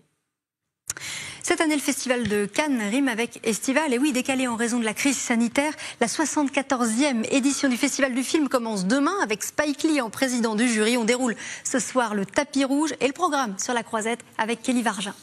Comme vous pouvez le voir juste derrière moi, on continue de finaliser les derniers détails pour demain. Le tapis rouge sera d'ailleurs posé demain. Et cette année, donc, une palme d'honneur pour l'ensemble de la carrière de Jodie Foster et 24 films en compétition, avec en ouverture la comédie musicale Annette, emmenée par Marion Cotillard et Adam Driver. C'est l'histoire d'un couple de stars et d'une petite fille exceptionnelle, on ne vous en dit pas plus. En tout cas, il faut s'attendre à des films qui ont la fièvre et une force de combat, a prévenu Thierry Frémaux, le délégué du festival. Sexe et religion vont se confronter dans le film de Paul Verhoeven, Benedetta avec Virginie Efira. On fera aussi une plongée dans la banlieue de Casablanca avec la jeunesse marocaine. Dans le film Haut et Fort, le réalisateur François Ozon revient lui sur le débat de la fin de vie avec son film Tout s'est bien passé. D'un point de vue sanitaire, tout a été prévu. Les festivaliers devront présenter un pass sanitaire. Ils pourront aussi se faire tester à proximité où un centre de dépistage a été installé. Et puis, il y aura aussi tous les soirs des projections sur la plage au grand air afin que les vacanciers puissent également profiter du festival. Et puis c'est l'événement à Marseille ces jours-ci, la Marseillaise à pétanque depuis le 4 juillet et jusqu'à demain. La compétition, on le rappelle, est mixte, ouverte à tous, licenciés ou non et sans limite d'âge. On rejoint Valentin Rodriguez au Parc Borély. C'est l'événement sportif qui anime la cité phocéenne depuis vendredi dernier. Le mondial La Marseillaise à pétanque, ici au Parc Borély, en plein cœur de Marseille. Plus de 11 500 participants, 13 nationalités et 94 départements français se sont donné rendez-vous pour la 60e édition cette année 2021. Un tournoi ouvert à tous, de 7 ans à 99 ans, pro ou débutant, tout le monde est convié à cet événement. Au programme de ces 2 derniers jours de mondial, une initiation à la pétanque, des démonstrations de tir ainsi qu'un handi mondial animeront le parc Borély. Une 60e édition qui se terminera mercredi soir par la grande finale du concours général. Nous accueillons à présent Christian Estrosi. Bonsoir, maire de Nice, président de la métropole Nice-Côte d'Azur. Merci d'être avec nous ce soir pour cette grande soirée de lancement de BFM, de 3 nouvelles antennes de BFM dans la région sud et notamment de BFM Nice-Côte d'Azur. Selon vous, qu'est-ce qu'une antenne de BFM locale peut apporter à la ville de Nice et au département ? C'est à la ville de Nice, naturellement, en tant que maire, dont je me réjouis, au département des Alpes-Maritimes, et puis à l'ensemble de notre région. J'ai écouté mon ami Renaud Muselier tout à l'heure s'exprimer, dont je suis le président délégué aussi. Et naturellement, les Français ont besoin de plus de décentralisation. Nous l'attendons, nous les élus locaux, de la part de l'État.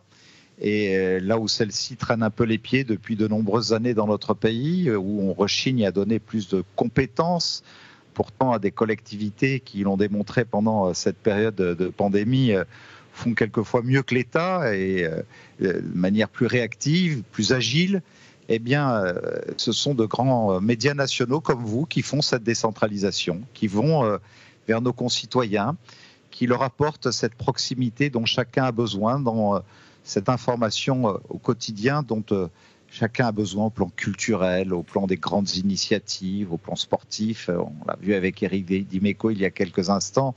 Mais je dirais aussi dans le développement de la mobilité, dans le développement de la transition écologique, ou même ces petites annonces sur la température, sur les émissions de gaz à effet de serre, sur les risques de pollution. Ce sont autant de choses dont on a besoin d'être alimenté en permanence. Et qu'un grand média national comme BFM aujourd'hui vienne sur Nice et les Alpes-Maritimes, sur Toulon, sur Marseille. C'est une formidable nouvelle, je le pense, pour nos administrés, mais aussi pour les administrateurs territoriaux au fond que nous sommes, en dépassant tout clivage partisan.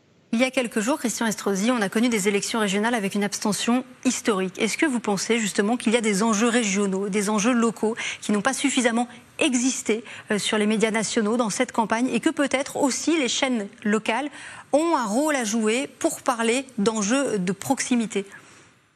C'est une évidence et j'aurais rêvé que BFM Nice, BFM Toulon, BFM Marseille puisse accompagner cette campagne. Je pense que nous aurions eu beaucoup plus de participation.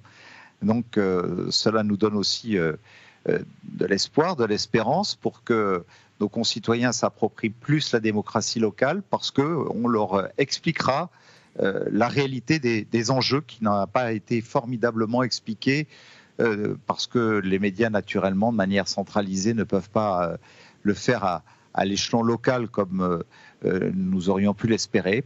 Donc je pense que pour l'avenir, ça sans doute modifiera beaucoup d'enjeux. Et là où les appareils politiques nationaux ont voulu quelquefois prendre en otage des territoires, des électeurs sur des enjeux de demain qui n'ont rien à voir avec la réalité de la gestion de la transition écologique, des grandes initiatives en matière universitaire, en matière d'innovation. Nous sommes une terre absolument prodigieuse où nous avons toutes les grandes écoles, tous les grands laboratoires, les plus belles technopoles qui soient, et où la région notamment, nos métropoles, ont un rôle fondamental à jouer en relation avec l'Union européenne qui est un gros financeur à nos côtés. Mais personne n'a pu en avoir conscience pendant cette campagne électorale parce qu'il n'y avait pas de grands médias au plan de la proximité pour expliquer qu'entre la Méditerranée et les Alpes, ce qui se passait chez nous n'a rien à voir avec ce qui peut se passer en Bretagne, qui est tout aussi exceptionnel, ou en Alsace, par exemple. Et nous avions besoin de cela. Aujourd'hui, nous savons qu'avec vous, nous aurons une véritable réponse. Nos administrés le savent. Et notre devoir est aussi de leur faire partager, grâce à vous, ces enjeux de demain. Merci beaucoup Christian Estrosi, maire de Nice, d'avoir été en direct ce soir pour cette grande soirée de lancement de nombreux invités dans chacun des départements pour BFM Marseille-Provence, pour BFM Toulon-Var, pour BFM Nice-Côte d'Azur. On va maintenant partir du côté de Marseille où nous attend Benoît Payan, maire de Marseille. Bonsoir, merci d'être en direct avec nous. Bonsoir, est-ce que vous m'entendez? Je vous entends très mal. Très bien Benoît Payan, on vous entend parfaitement ici. Je vais commencer avec une question toute simple dans ce cas. L'arrivée de BFM dans les Bouches-du-Rhône, est-ce que c'est une bonne nouvelle pour Marseille? Bah oui, c'est bien, ça va égayer le débat, vous allez pouvoir suivre l'actualité, il va pouvoir y avoir des commentaires, des points de vue. C'est une ville qui mérite, bien sûr, qu'on soit attentif à elle, et puis les Marseillais vont être contents d'avoir de l'information, une information différente, de nouveaux journalistes, une nouvelle manière de voir la ville, de voir ce département. Il y a aussi un besoin, vous le sentez chez vos administrés, d'une information plus proche d'eux, avec pas forcément les mêmes informations qui sont traitées dans les médias nationaux? Ils ont déjà une actualité, ils ont déjà des médias proches d'eux. On a des médias locaux, on a des quotidiens, plusieurs, et puis on a aussi des radios. C'est bien maintenant qu'on est avec France 3, excusez-moi de parler pas de vos concurrents, mais enfin de vos confrères. C'est bien qu'il y ait une nouvelle offre, et notamment avec BFM Marseille, ça fait une saine émulation. Alors Benoît Payan, ça fait un an que vous êtes à la mairie de Marseille à présent. Est-ce que vous pourriez nous dire ce qui a changé à Marseille depuis un an? Déjà, c'est une ville où on a vraiment travaillé pour que les Marseillais se réapproprient la ville. On le voit, là on lance l'été marseillais, on a piétonnisé le Vieux-Port, on piétonise bien évidemment la Corniche, donc on fait que les Marseillais vont pouvoir réinvestir leur ville. Et puis ensuite, il y a tout le travail, toute l'année qui se fait. On a évidemment commencé le grand chantier des écoles. Vous le savez, à Marseille, les écoles, elles n'étaient pas dans un état. Ça peut une ville au bâti. Bon. Vous m'entendez ou pas? Oui, on vous entend, Benoît Payan, on vous entend. Vous nous parliez du chantier des écoles. Un son dans les oreilles, c'est très pratique. On a vraiment un chantier qui va nous prendre énormément de temps, qui nous prend beaucoup d'énergie, mais qui est essentiel. Il y a 480 écoles à Marseille, il y a 80 000 petits Marseillais à l'école, et il faut leur donner des conditions d'apprentissage qui soient dignes de la République, qui soient dignes de cette ville. Et donc ça, c'est un immense chantier. Puis il y a la pollution, c'est un chantier auquel on fait en faisant baisser le niveau de la pollution dans la ville. Et puis il y a évidemment la question du logement, là aussi un très grand dossier. Et puis il y a d'autres dossiers. Vous savez, cette ville, elle a 2600 ans, c'est la plus vieille ville de France. En un an, on n'arrive pas à changer 2600 ans d'histoire, mais on commence à planter les graines du changement. Merci. Et mois après mois, année après année, on va transformer et changer cette ville. Merci Benoît Payan, maire de Marseille. On est désolé, la liaison n'était pas très bonne ce soir. Merci en tout cas d'avoir été avec nous. Alors comment l'arrivée de BFM est-elle accueillie à Nice, à Toulon et bien sûr à Marseille où on était à l'instant? Écoutez, on vous a posé la question. Des infos sur l'état du trafic, ça peut nous intéresser, que ce soit en direct pour connaître un petit peu où est-ce qu'on peut aller en ce moment, où est-ce que c'est compliqué de se garer, compliqué de rouler, qu'il y a des embouteillages. La météo, j'aime bien aussi, voilà, toutes ces petites choses-là, le quotidien de la vie. Qu'elle parle vraiment de Marseille. C'est super, c'est génial, vraiment. Bienvenue BFM. Bienvenue BFM. On leur souhaite la bienvenue. Mais comment nous regarder d'ailleurs? Bonne question, puisque l'aventure BFM commence tout juste ce soir en PACA avec 3 nouvelles chaînes, on vous le rappelle, pour vous informer au plus proche de vous. BFM Marseille-Provence, BFM Toulon-Var et BFM Nice-Côte d'Azur. Alors pour nous regarder, regardez, rien de plus simple, canal 30 de la TNT pour BFM Marseille-Provence et BFM Toulon-Var, canal 31 pour BFM Nice-Côte d'Azur, ainsi qu'un canal différent selon votre opérateur, 284, 285 et 286, notamment sur vos box SFR. Et puis vous pouvez bien entendu nous suivre en direct sur nos applications et nos sites internet. Il existe d'ailleurs une application dédiée pour chacune de nos 3 antennes dans les Bouches-du-Rhône, dans le Var et sur la Côte d'Azur, dans les Alpes-Maritimes. J'accueille à présent avec grand plaisir Victoria Rava. Bonsoir. Bonsoir. Ancienne volleyeuse, dirigeante au sein de l'AS Cannes Volley. Les habitants du Var, enfin, vous connaissent, ça, on ne vous présente plus ici. Alors tout d'abord, vous êtes là pour cette grande soirée de lancement. Merci. Qu'est-ce que BFM peut apporter, selon vous, au sport ici, dans la région et dans le Var en particulier ? Mais pour l'instant, on ne sait pas trop encore. Hein. On attend de voir parce que c'est vrai que Azur TV nous a suivi quand même pas mal toutes les actus, etc. BFM TV, c'est une chaîne plutôt d'information. On espère que vous allez passer toute l'information liée au sport et en tout cas à nos résultats sportifs, etc. et tout ça. On espère très très fort qu'il y aura un lien avec nos équipes professionnelles, pas seulement du volley, mais il y a du basket, il y a du foot, il y a pas mal de sports en fait dans la région. Et c'est vrai qu'on compte beaucoup sur vous. C'est vrai que la région Sud, c'est vraiment une terre de sport finalement. Il y a des clubs de volley, de hand, du basket, beaucoup de sports amateurs aussi, énormément de compétitions. Exactement, et on attend beaucoup de vous parce qu'en plus pour le volley, ça reste un sport peu médiatique et moindre passage à la télé nous fait du bien. Et on espère que notre collaboration va bien se passer. Alors justement, Victoria Rava, on va dire un petit mot de votre actualité. Vous êtes dirigeante du club masculin de volley de Cannes, dans les Alpes-Maritimes, bien entendu. Champion de France cette année. C'est des débuts franchement plus que réussis pour vous. Est-ce que vous pouvez dire que votre mission, elle est déjà accomplie ?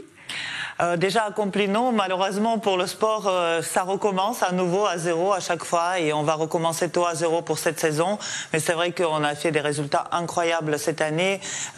L'équipe, elle était très forte, mais on s'attendait vraiment pas à ça. Du coup, c'était la cerise sur le gâteau et c'est vrai que surtout que le club, il se développe pas seulement sportivement, mais à tous les niveaux.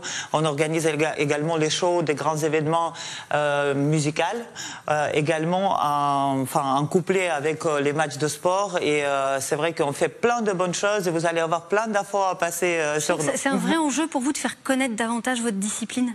Exactement, parce que le sport, comme je disais, en fait, il y a beaucoup de sports qui sont peu médiatiques, mais le volley, ça reste un sport peu médiatisé et médiatique. Alors peut-être votre arrivée il va booster un petit peu toute cette synergie et l'information autour de notre sport. Alors, vous dirigez donc une équipe masculine de volley qui a été sacrée championne de France ces derniers mois. C'est quoi les prochains challenges? C'est quoi les objectifs? Alors là, nous sommes en vacances, on va dire. Pas nous, mais les joueurs, plupart, ils sont en vacances ou ils font les compétitions à l'international. On recommence à partir de mi-août, on s'est réunis pour recommencer en fait notre préparation. Et à fin septembre, on va avoir un match, c'est des Coupes de Champions. On va jouer première contre deuxième. En fait, on va refaire un petit peu notre finale de l'année passée. Et à partir de début octobre, c'est parti. La saison se lance et espérons qu'on va faire aussi bien que l'année passée. Alors, qu'est-ce qu'on peut souhaiter à l'AS Cannes ? De redevenir une fois de plus championne de France. Qu'est-ce que vous diriez à des jeunes qui ont envie de s'inscrire dans un club de sport, qui hésitent bien souvent entre le foot, le rugby, le basket? Qu'est-ce que vous leur diriez pour les attirer vers le volley? Qu'est-ce que cette discipline a de plus que les autres selon vous? Cette discipline, comme tous les autres sports, je ne peux pas les sortir des autres sports parce qu'il y a beaucoup de partage, il y a du respect, il y a le sport collectif. En fait, le sport d'équipe, il y a quelque chose en plus par rapport au sport individuel pour ceux qui veulent jouer et partager des moments important et sportif avec des copains, des copines. C'est une aventure humaine à vivre, tout simplement exceptionnelle. Mais pas seulement dans le volley, bien sûr. Allez-y, faites du sport, tout simplement. Allez-y au basket, au volley, en foot, partout. Mais nous, en fait, ici, à Cannes, c'est la terre du volleyball et on espère vraiment de recruter plein de jeunes garçons chez nous. Alors moi, j'allais vous dire, il y a quand même un avantage. C'est un sport qu'on peut pratiquer sur la plage et qui donc se pratique très bien sur la côte d'Azur. Exactement. Et on a aussi une section de beach volley. On a aussi la section de snow no volley. Alors il y a plein de disciplines qui sont dérivées de volley tout simplement, qu'on peut proposer à nos jeunes adhérents. On a aussi une section handi qu'on essaie de développer. Il y a plein de belles choses. Et aussi, il y a pour pas mal des enfants qui connaissent peut-être le dessin animé Jeanne et Serge, et que peut-être ce dessin animé les a fait rêver. Venez et devenez les futurs Jeanne et Serge de ASCAN. Alors un dernier mot, puisque vous avez choisi d'être là et on vous en remercie pour la grande soirée de lancement de BFM Nice Côte d'Azur notamment. Qu'est-ce que vous souhaitez à la chaîne? Qu'est-ce que vous pouvez lui souhaiter? On vous souhaite beaucoup de réussite, bien sûr, et de bien s'installer dans notre région et en tout cas passer et communiquer autour de sport parce qu'on en a vraiment besoin et on compte beaucoup sur vous. Merci beaucoup, Victoria Rava, d'être venue sur ce plateau ce soir avec nous. L'accueil que vous nous réservez à Nice, à Toulon, à Marseille, également les personnalités de la région. Écoutez-en quelques-unes. Déjà, on va se souhaiter bienvenue à BFM. Et puis, je trouve qu'une marque nationale qui vient s'implanter à la région, c'est une très bonne chose.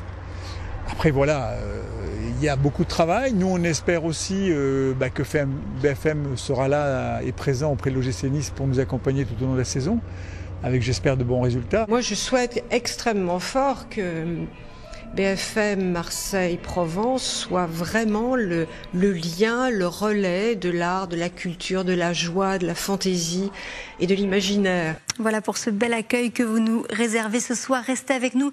Dans un instant, on se retrouve pour l'essentiel de l'actualité et bien sûr la suite de cette grande soirée de lancement de vos 3 nouvelles antennes BFM en région. BFM Marseille-Provence, BFM Toulon-Var, BFM Nice Côte d'Azur. À tout de suite.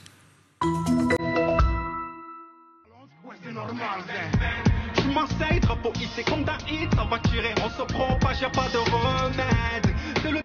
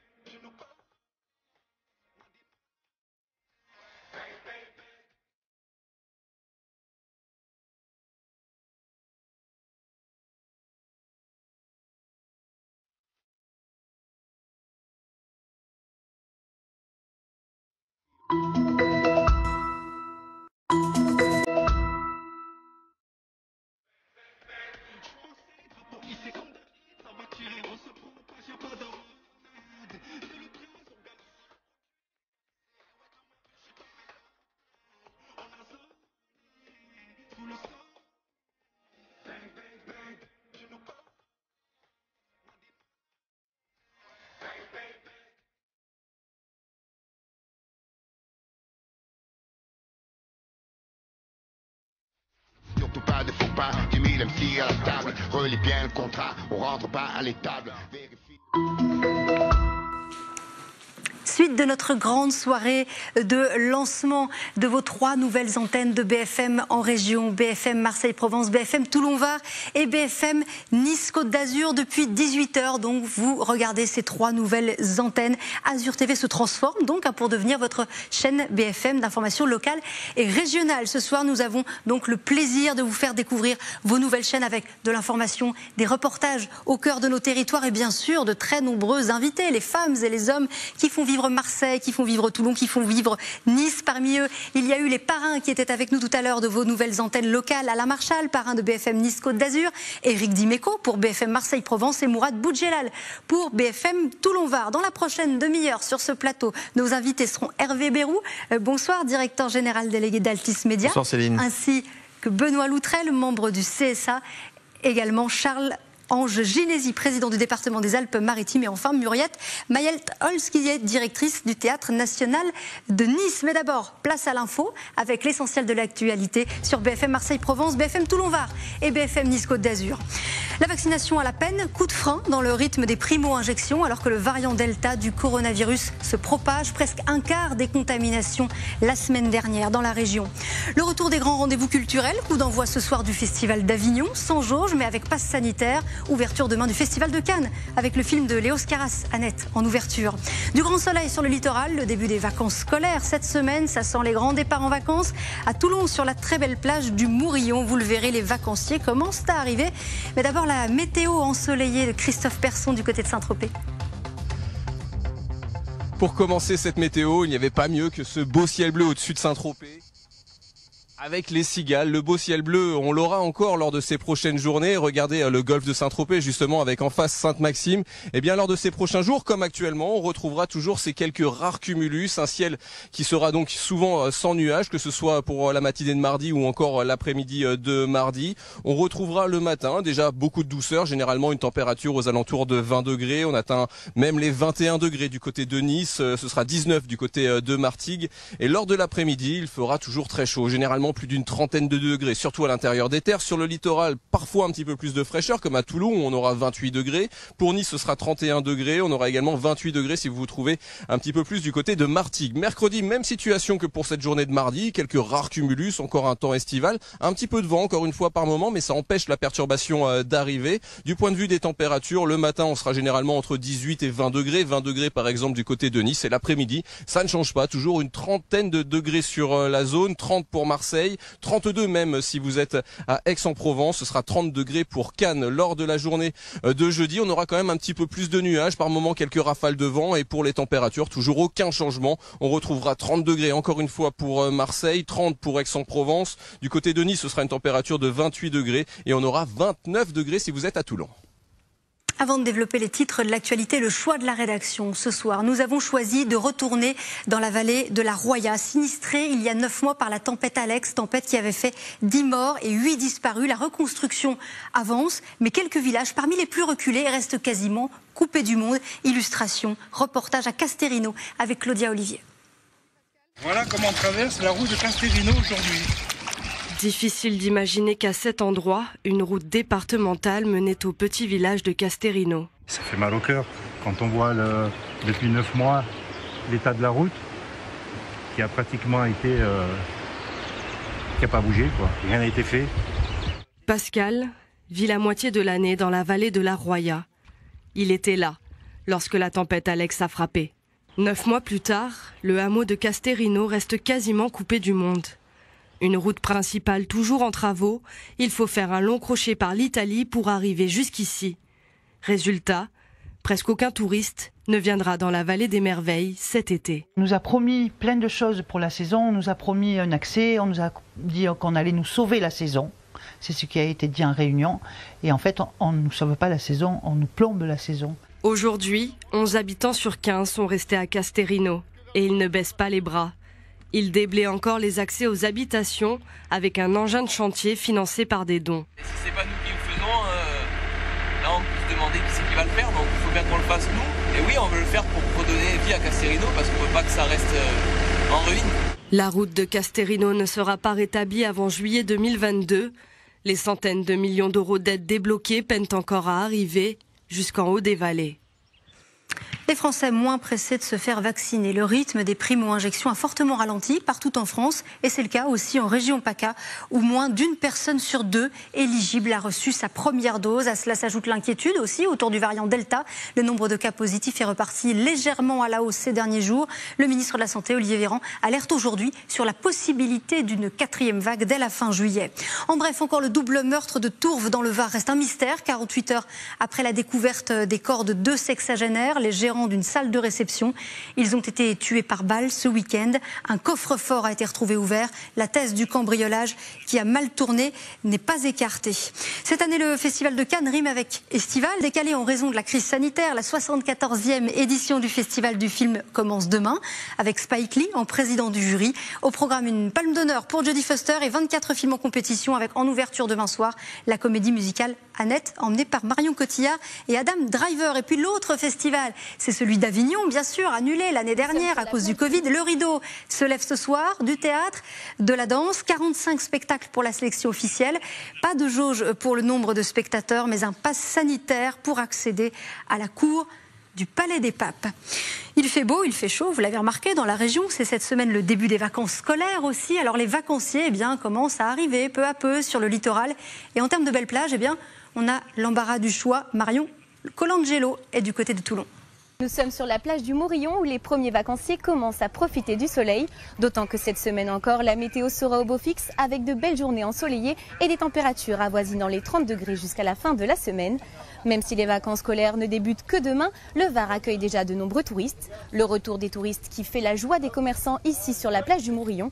Ils attendaient avec impatience le début de la saison estivale après une année particulièrement difficile. Le préfet du Var a cependant maintenu des restrictions sanitaires jusqu'au 16 juillet prochain par crainte de la reprise de l'épidémie. Le port du masque reste obligatoire dans de nombreux lieux publics.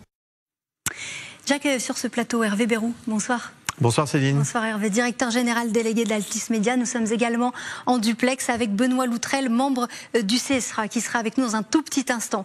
Hervé, pour commencer, ce soir, c'est évidemment une étape extrêmement importante. 3 nouvelles antennes pour le développement des BFM en région. On est fiers, on est heureux d'être avec vous ce soir ici, Céline, parce qu'en effet, le format BFM Région a été lancé il y a maintenant près de 5 ans avec BFM Paris, et on arrive aujourd'hui massivement dans le sud. On avait déjà une ouverture au printemps dernier avec BFM d'ici sur les départements 04 et 05, et puis ce soir, c'est 3 nouvelles chaînes. On est vraiment heureux de développer ce modèle qui est absolument inédit en France aujourd'hui. C'est le format BFM décliné en 100% local. Ce n'est pas un décrochage national, c'est du 100% local du matin au soir et du lundi au dimanche. À part entière, ce n'est pas du tout un décrochage local. Voilà. Alors il y a aussi une particularité pour le lancement de ces 3 nouvelles chaînes. Hervé, c'est un lancement en 2 temps. Un premier lancement ce soir, mais c'est pas terminé.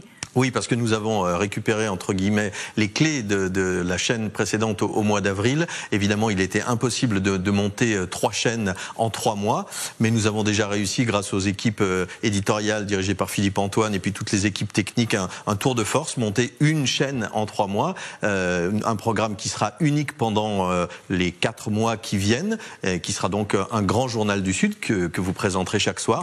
Et puis ensuite, en octobre, ce sera le 2e temps. Il faut que les téléspectateurs le comprennent, c'est important. À partir d'octobre, ils auront vraiment 3 chaînes avec 3 programmes distincts sur Marseille-Provence, sur Toulon-Var et sur Nice-Côte d'Azur. Donc là, on sera vraiment à ce moment-là, à l'automne, dans le pur local. Alors, vous évoquiez les équipes. C'est vrai qu'il y a des équipes qui, en coulisses, travaillent d'arrache-pied depuis des semaines.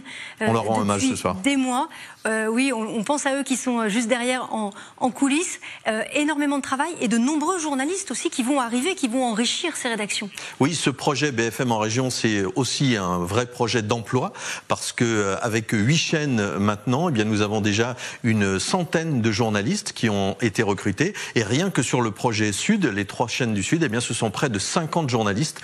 Il y a peu de médias qui embauchent aujourd'hui des journalistes par dizaines aujourd'hui en France. Alors vous restez avec nous, je me tourne vers Benoît Loutrel, membre du CSA. Bonsoir, merci d'être avec nous. Question toute simple, de quelles règles s'assure le respect, le CSA? Quelles règles va observer le CSA vis-à-vis des chaînes régionales, de ces nouvelles antennes de BFM dans la région Sud? Écoutez, déjà, on va se féliciter de la création de 3 chaînes de télévision. La naissance d'une chaîne de télévision, ça n'est jamais anodin. C'est un média qui rassemble. La création d'une chaîne de télévision locale, c'est important. C'est une garantie d'avoir une bonne couverture de la vie publique, de la vie associative, de la vie sportive d'un territoire. Ça répond à une attente énorme. Alors, la création de 3 chaînes, on va déjà commencer par se féliciter de cette situation avant de passer aux règles. Hervé, question toute simple sur le fond, sur l'éditorial aussi. On peut s'interroger sur ce qu'apportent sur le fond les BFM en région aux téléspectateurs. Concrètement, quelles informations on a lorsqu'on met BFM en région, BFM en local, que l'on n'aurait pas en mettant BFM TV? Alors évidemment, on a tout ce qui était dit à l'instant par Monsieur Loutrel, toutes les informations, c'est-à-dire l'information politique, l'information économique et sociale, l'information sportive, culturelle, associative, tout cela évidemment cela vit sur nos chaînes. Et puis il y a évidemment une dimension qui est servicielle, qui est très importante. Cela va des conditions de circulation à la qualité de l'air. Tout cela, c'est la vie au plus près des citoyens chaque jour, avec tous les services que nos chaînes, avec tous nos journalistes sont prêts à rendre aux citoyens des régions sud. Benoît Loutrel, il y avait un besoin de davantage d'informations de proximité, selon le CSA, davantage d'informations de proximité dans les régions, dans les départements? Vous avez une demande qui est très claire sur le sujet. On a toujours l'habitude de dire qu'on vit dans un village global, mais aussi on vit dans son village, dans son territoire, et la demande est très forte. Et donc une couverture locale de qualité, ça a été dit aujourd'hui, vous avez vu 50 journalistes embauchés, ça n'arrive pas tous les jours. C'est important pour la vie des territoires et on est convaincu que c'est le gage d'un meilleur engagement de tous dans la vie collective, dans la vie de la cité.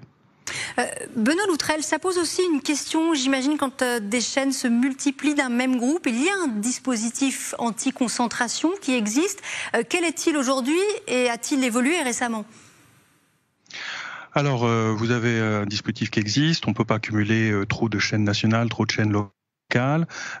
Il est aujourd'hui en cours de discussion au Parlement et il y a un texte qui est passé récemment ce qu'on appelle en commission mixte paritaire pour une conciliation entre l'Assemblée nationale et le Sénat qui prévoit une évolution de ces règles et qui devrait être confirmée selon toute vraisemblance dans les semaines qui viennent et qui devrait autoriser à relever un peu les seuils de concentration pour prendre en compte le fait que la population française grandit et qu'on peut accepter des seuils plus importants demain que ce qu'on pouvait accepter hier. Hervé Bérou, si on a bien compris, il était indispensable de faire évoluer ces seuils pour continuer à développer BFM en région. Oui, ça nous paraît important au moment où, évidemment, où les GAFA prennent la place qu'ils prennent dans notre vie quotidienne, au moment où, dans les médias français, d'autres opérations beaucoup plus importantes de concentration sont en cours. Nous voulons nous développer ce projet des BFM région pour en faire profiter un maximum de Français. Et tout cela, bien, c'est de la pluralité, c'est de la diversité d'informations pour un maximum de citoyens français. Et nous souhaitons donc, au-delà des 3 chaînes que nous lançons et que nous fêtons ce soir, développer encore ce projet des chaînes locales de BFM. Benoît Loutrel, vous observez déjà depuis un certain temps les antennes régionales de BFM, à Paris d'abord, puis à Lyon, puis à Lille et Grand Littoral, tout récemment BFM d'ici. Selon vous, qu'est-ce que ces chaînes ont apporté au paysage audiovisuel ? Écoutez, je crois que ça a été mentionné tout à l'heure. Elles peuvent apporter beaucoup, je crois, pour couvrir la vie publique, pour couvrir la vie de la cité. Et nous, on a pu le voir récemment dans les élections départementales et régionales. Là où les chaînes BFM étaient présentes, elles ont offert une couverture du débat public extrêmement importante. Et je pense que c'est un sujet qui va aller devenir de plus en plus important en allant de l'avant. On a besoin que les gens arrivent à suivre l'activité, l'engagement des collectivités locales, de leurs communes, de leur département, de leur région. Et c'est à la fois un travail qui est nécessaire en période d'élection, mais qui est nécessaire au quotidien, au long cours. Et ça sera sans doute un des éléments extrêmement importants pour répondre au niveau extrêmement élevé d'abstentionnisme qu'on a pu observer. Et donc on pense que c'est vraiment une bonne nouvelle pour Toulon, Marseille, Nice, les 3 départements, d'avoir ces 3 BFM qui se lancent aujourd'hui. Merci beaucoup Benoît Loutrel, membre du CSA, d'avoir été en direct avec nous pour cette grande soirée de lancement. Une dernière question. Hervé, une actualité particulière avec l'arrivée de l'été, parce qu'on est quand même dans une région très touristique. C'était essentiel d'être là dès le début du mois de juillet, dès le début de la saison. Évidemment, c'est pour cela qu'on a essayé de travailler aussi vite et que l'on a réussi à travailler aussi vite, parce que évidemment, il nous paraissait assez aberrant de devoir attendre la rentrée après l'été, quand des millions de Français seront venus sur les 3 zones que nous couvrons et que nous lançons ce soir. Donc nous avons fait au plus vite, en attendant bien sûr, je le rappelle, cette nouvelle étape au mois d'octobre qui verra cette fois 3 programmes spécifiques aux 3 chaînes que nous lançons ce soir. Merci beaucoup Hervé Bérou, directeur général délégué d'Altis Média. Je vous dis à très bientôt. D'ailleurs, j'accueille à présent nos prochains invités pour cette grande soirée de lancement. Charles-Ange Ginési, président du département des Alpes-Maritimes, et Muriel Mayette-Holz, directrice du Théâtre National de Nice. Merci d'être tous les deux ce soir avec nous. Je me tourne d'abord vers vous, Charles-Ange Ginési. Vous venez tout juste d'être réélu à la tête du département. Tout d'abord, comment voyez-vous l'arrivée de BFM Nice-Côte d'Azur? Qu'est-ce que ça va apporter aux habitants des Alpes-Maritimes? Écoutez, je vois Nice-Côte d'Azur, BFM arriver avec beaucoup de plaisir. Un média pour porter les messages au plus près des populations est toujours quelque chose d'important. Nous voyons que l'abstention dont nous avons été victimes sur les dernières élections est pour moi à l'origine créée par un manque d'information. Donc il faut toujours plus d'informations. Et l'arrivée de BFM Nice-Côte d'Azur dans le département des Alpes-Maritimes va rapprocher l'information de ce que nous faisons du plus près du citoyen, avec le littoral qui est souvent bien informé, surinformé, le moyen et le haut pays à qui il manque de l'information. Vous arrivez à point nommé pour faire à la fois cette information de territoire et à la fois aller chercher l'information sur les territoires pour faire savoir ce que nous faisons. Car il y a dans la montagne du Mercantour, dans le pays grassois, dans le pays vensois, dans le pays mentonais, dans le pays canois, autant de messages importants qui peuvent être portés sur l'ensemble de la région. Donc je vois BFM arriver avec un réel plaisir. BFM d'ici, c'est de la proximité, c'est l'ADN même de notre collectivité. La proximité sur le plan des territoires, la proximité sur le plan humain. Et tout cela peut se retrouver dans l'information que vous êtes en mesure de diffuser. Alors vous évoquez la proximité, Charles-Ange Ginésy. On l'a vu avec cette illustration d'un reportage dans la vallée de la Roya où nous sommes retournés. Claudia Olivier qui est allée tourner dans un tout petit hameau où vivent aujourd'hui 11 personnes à Castelrino, encore quasiment coupé du monde 9 mois après la tempête Alex. Alors justement, j'en profite pour vous poser la question, qu'est-ce qui reste à faire aujourd'hui pour ces vallées ? C'est pour nous un déchirement, bien évidemment. On a été très vite, les aides de l'État, les aides de la région, la mobilisation des communautés d'agglomération, l'agglomération de mentonnaise, la métropole, tout le monde s'y est mis pour reconstruire. Mais nous voyons bien que pour aller au bout du bout, il manque encore quelques chaînons. Et la route départementale 91, que l'on a montrée, que l'on a vue tout à l'heure, est totalement détruite. Elle est à reconstruire de A jusqu'à Z. Alors il y a une piste qui permet l'accès via l'Italie par le col de Tende. C'est une piste de fortune, mais l'ensemble du système économique de Castelrino sera fortement pénalisé cet été. Nous essayons de les aider au mieux. Nous essayons de mettre en place, sous l'autorité de Monsieur le Préfet, chargé de la reconstruction, cette possibilité de donner un petit peu d'économie. Quand vous me posez la question « qu'est-ce qu'il reste à faire ?», j'ai presque envie de dire beaucoup de choses. Parce que la tempête Alex nous a emporté des siècles et des siècles d'histoire que nous avons construit, que nos ancêtres ont construit, que les générations qui nous ont précédés ont laissé dans ces vallées de la Roya, de la Vésubie. Et quand on voit cette catastrophe, ce cataclysme, cet état de guerre, il y a énormément de choses à faire, notamment avoir envie de reconstruire des modèles économiques pour relancer l'implantation, redonner de la confiance à l'ensemble de celles et ceux qui sont dans les villages pour qu'ils y restent, pour qu'ils continuent à prospérer et à espérer. La vallée des merveilles est tellement belle, le Boréon est tellement un endroit paradisiaque. Comme l'ensemble de la montagne dans les Alpes-Maritimes, il y a tant et tant de sujets. Nous sommes engagés sur cette affaire-là et le département des Alpes-Maritimes... On suivra bien sûr la reconstruction des vallées. C'est un sujet qu'on suivra de près, évidemment, sur nos antennes, Charles-Ange Ginésy. Nous sommes aussi avec Muriel Mayette-Holz, directrice du Théâtre National de Nice. Bonsoir, merci d'être avec nous. Même question que tout à l'heure. D'abord, l'arrivée de BFM dans le Sud. Est-ce que c'est une bonne nouvelle? Et est-ce que c'est une bonne nouvelle pour parler en particulier des événements culturels de la région? Mais déjà, vous m'invitez. Alors, je pense que c'est de bon augure. Je vous souhaite d'abord beaucoup de succès et surtout de conserver la curiosité, l'amour que vous avez du public. Parce que paradoxalement, moi qui fais du théâtre, on fait un peu les mêmes métiers. On s'adresse aux gens, on essaye de leur donner l'information qu'ils méritent et aussi beaucoup de rêves.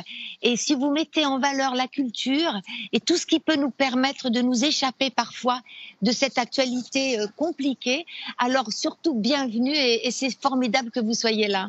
Alors, l'événement culturel ce soir, c'est l'ouverture du Festival d'Avignon qui n'avait pas eu lieu l'année dernière. On imagine votre joie aussi d'assister à cet événement. Alors, pas de jauge puisqu'il y a quelques restrictions sanitaires, mais à minima, il faut un pass sanitaire pour accéder à certains lieux, mais c'est tout.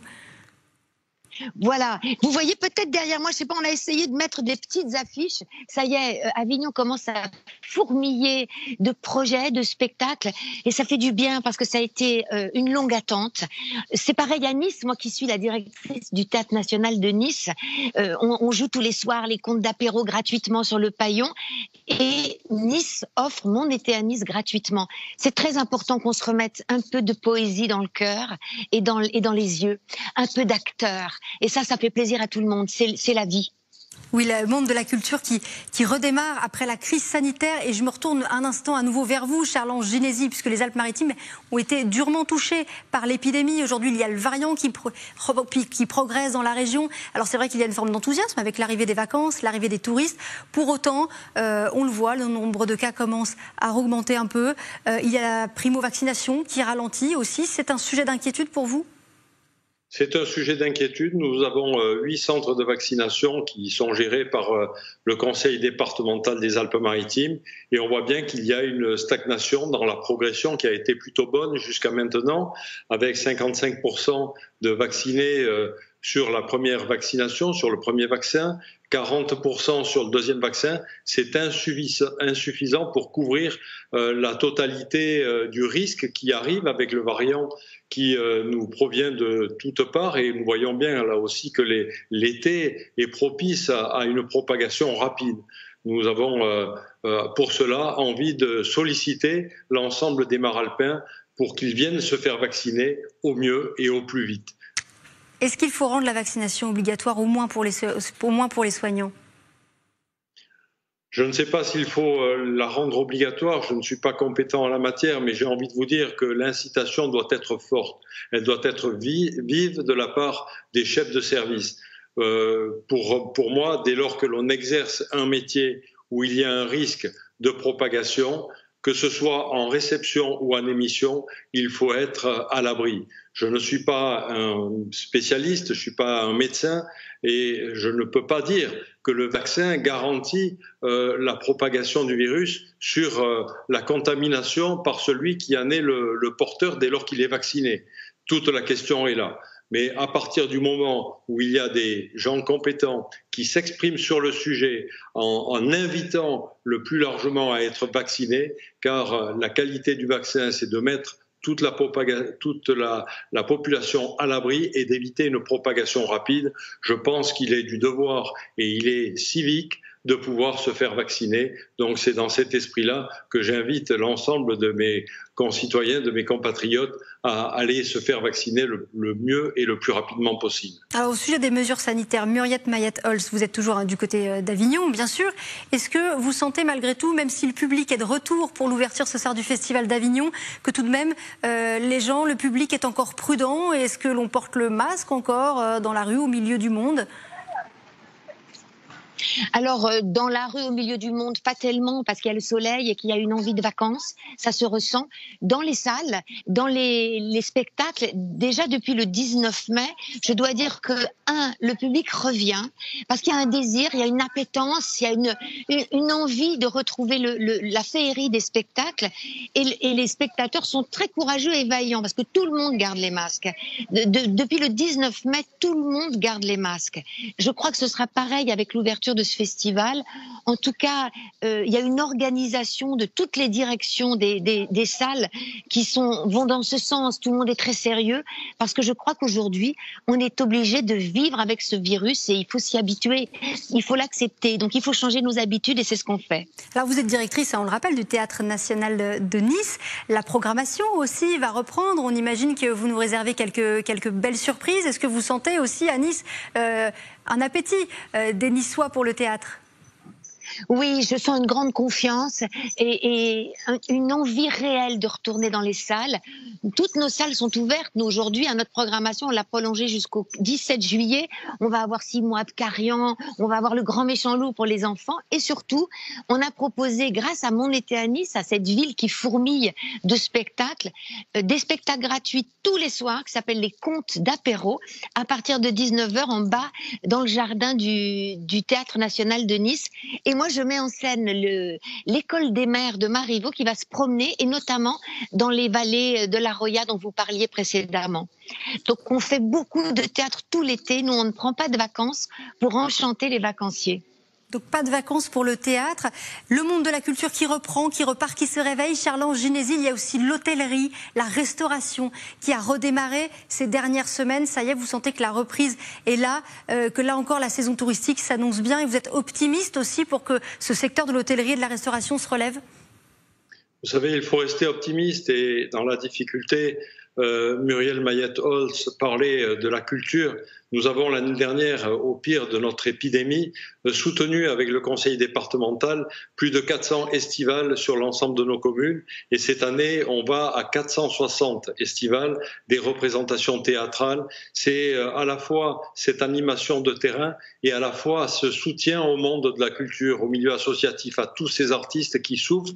Mais en même temps, c'est l'incitation pour tous les touristes à venir sur nos territoires, à venir nous rencontrer, bien sûr en précisant qu'il faut garder les distances sanitaires, qu'il faut garder les précautions sanitaires avec éventuellement le port du masque lorsqu'il y a une grande proximité, mais le soutien à la culture, c'est ce que nous faisons avec le conseil départemental et je suis confiant sur cet été avec des réservations qui sont plutôt bonnes sur le littoral, mais bonnes également en montagne. La montagne l'année dernière a eu une belle fréquentation avec plus de 30%. On voit que le confinement a donné un appétit aux Français d'aller sur les territoires, d'aller dans nos villages et de pouvoir respirer. Et j'espère, je reste confiant pour cet été 2021. Muriette Mayet-Holt, je vais vous donner le mot de la fin. Si vous deviez souhaiter une chose aux 3 nouvelles antennes de BFM qui arrivent en Provence, dans le Var et sur la Côte d'Azur, que leur souhaiteriez-vous ? Bienvenue d'abord et beaucoup d'amour pour ce public et cette région qui, comme le disait Charles-Ange Ginésy, est très ouverte sur la culture et grâce à cette crise, paradoxalement je dis le mot grâce, elle sait se réinventer. Alors bienvenue et on va faire de beaux projets ensemble. Merci beaucoup Muriette Mayet-Holt, directrice du Théâtre National de Nice. Merci à vous Charles-Ange Ginésy, président du département des Alpes-Maritimes, d'avoir été avec nous ce soir pour cette grande soirée de lancement. Merci pour l'accueil que tous vous nous réservez et l'accueil que nous réservent quelques-unes des personnalités de la région. Écoutez. Bonjour, c'est Didier Van Kovlaert. Bienvenue chez nous à BFM pour une information riche de culture et de liberté d'esprit, ouverte sur le monde et ancrée dans nos régions. On compte sur vous. Salut, c'est Eva, je souhaite un super lancement à BFM dans le sud de la France. Voilà, c'est trop cool que vous veniez chez nous. Je vous fais des gros bisous. Salut, c'est Mathieu Fèvre. Juste une petite vidéo pour souhaiter la bienvenue à BFM sur la Côte d'Azur. Plein de bonnes choses et de réussite. Allez, ciao, ciao. Voilà, merci à tous. Et tandis que toute l'équipe me rejoint sur ce plateau, Hervé Bérou, un dernier mot. Ça y est, ce lancement s'est bien passé. Ça y est, c'est parti ce soir pour BFM Marseille-Provence, BFM Toulon-Var et BFM Nice-Côte d'Azur. On est très fiers en effet et le mérite en revient à toutes celles et ceux qui sont juste derrière vous, Céline. Et c'était une belle soirée de lancement. Voilà, on est vraiment fiers de vous et fiers de ces belles chaînes du Sud qui sont donc bien nées. Et voilà, et puis ça continue dès demain matin, 7h, avec un toute image sur toutes ces chaînes.